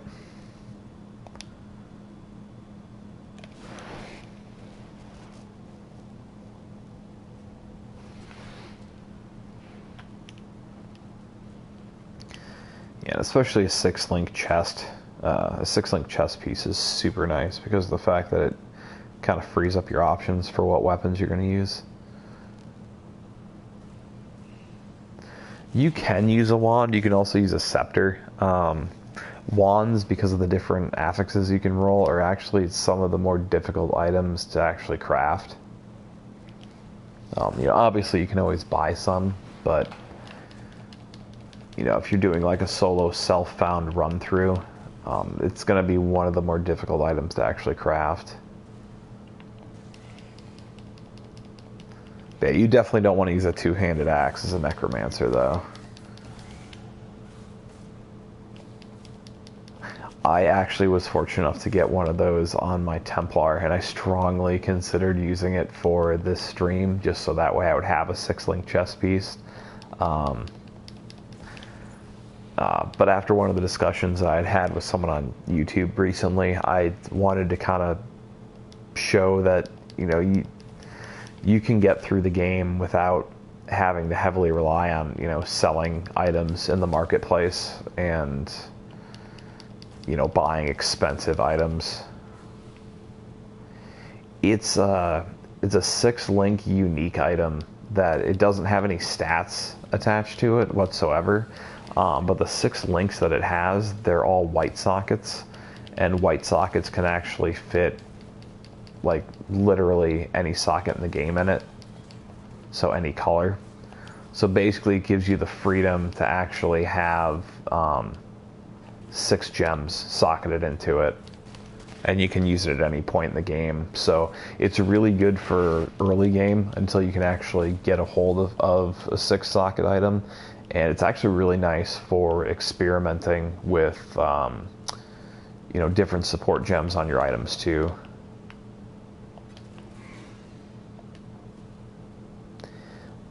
It's actually one of the items I would recommend picking up prophecies for, because when I got mine, it was actually through a prophecy.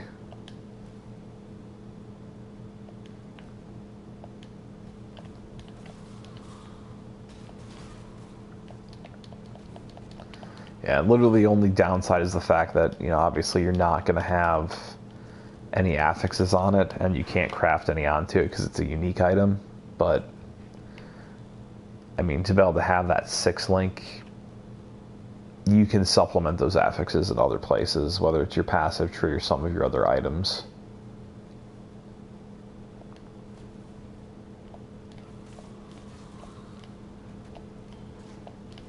You had a solid day yesterday.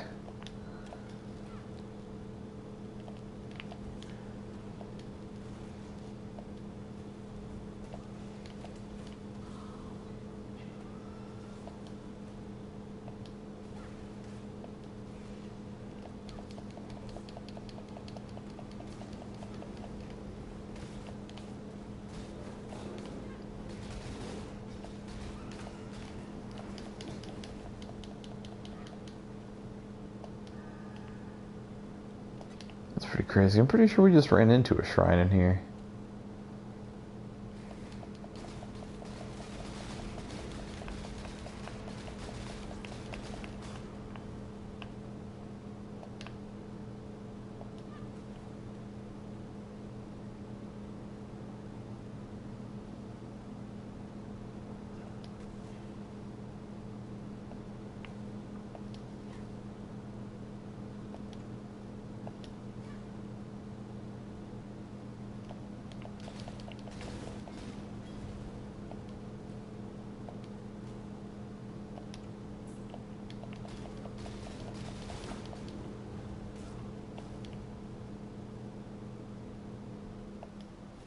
Yeah, once you get the right skill gems linked up and you actually get a few solid passive nodes, I mean, your zombies can make short work of pretty much everything.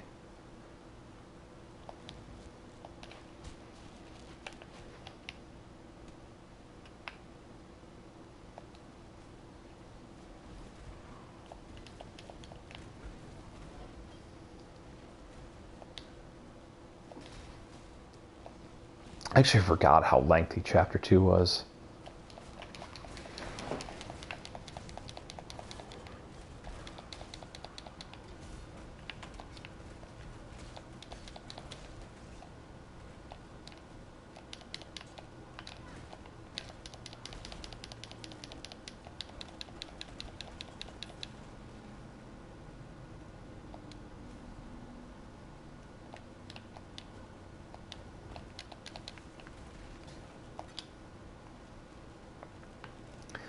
Yeah, my first playthrough with my Templar Kitava was like the only boss that was like actually the bane of my existence. And both times I fought Kitava, I wasn't geared for it at all.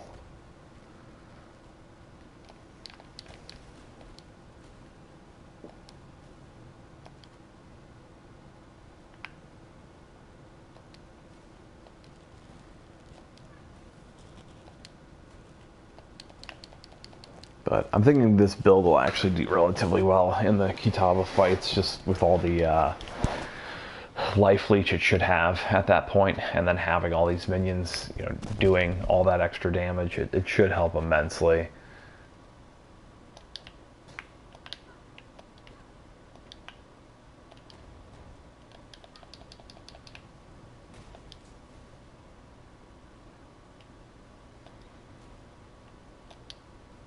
So if I remember correctly, I'm pretty sure this ancient pyramid is pretty much the last area of Act 2.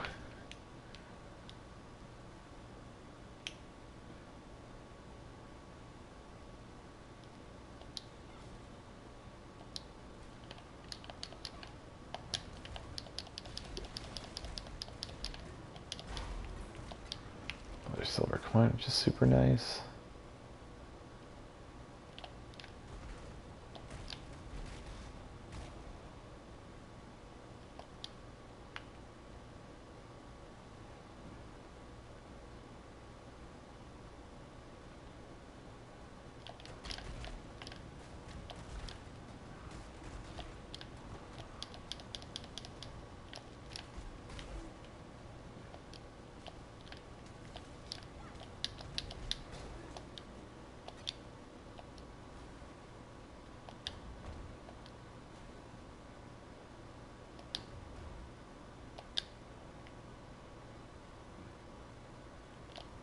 As you can see, this is a nice tall pyramid.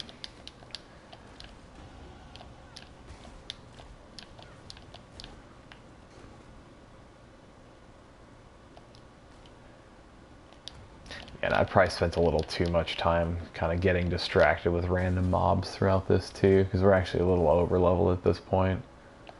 Not by an insane amount, it's not like it's necessarily a bad thing, but we're in a level 23 area and we just hit level 26.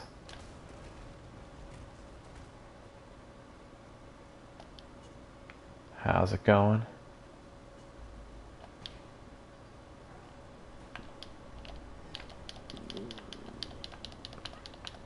Get our minions going here.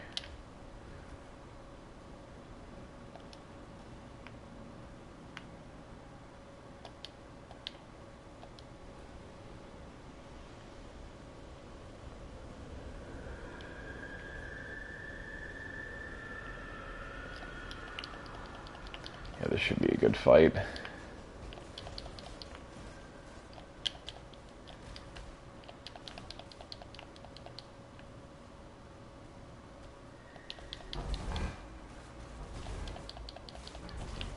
Ooh, that one hurt.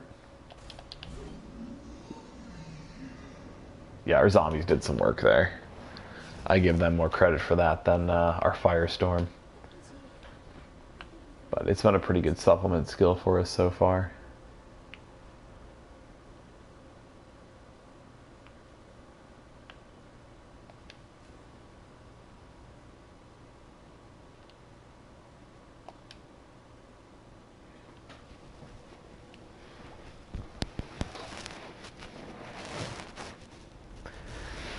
I honestly think you can make just about anything a good skill. It really just depends on what you're supporting your skills with, and you know, if your build is actually geared towards it. I'm trying to think. Used Incinerate for a little while on my Templar. It was mainly just while I was leveling up. It wasn't any sort of long-term plan that I had for the build, but I mean, it worked nicely. Pretty sure, I don't remember the exact details of Incinerate, but I'm pretty sure it gives that dot damage for burning. And there's a lot of really nice utility items in the game that'll help increase that dot damage. But as you can see, we're finally out of Act 2. That, once again, ran a little longer than I wanted it to. I apologize for kind of getting distracted at points and just killing random mobs as I was kind of talking about stuff. But yeah, it'll probably be a good point for us to leave off on. I've been trying to kind of keep each stream to about an act at a time. So we'll probably call it a night there. I unfortunately have work very early in the morning, but my next stream will be on Friday, same time. It'll be running through Act 3, and hopefully I won't wander and get as lost in the next act. Act 2 is kind of an important act compared to some of the other early acts, just because, like I explained earlier with the actual bandit quests, you know, it kind of gives you something that's going to have long-term ramifications for the rest of the game. So thank you guys again for joining in on the stream. I had a lot of fun. Hopefully you guys had some fun too, and learned a couple things here and there. It's nice to talk some shop while playing as well.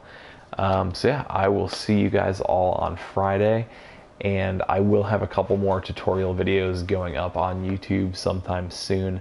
I still want to make a video explaining charges, just because I feel like a lot of people avoid using charges in a lot of their builds, and charges can definitely make your builds a lot more powerful. So I will see you guys on Friday, and until next time, may the RNG be with you, always.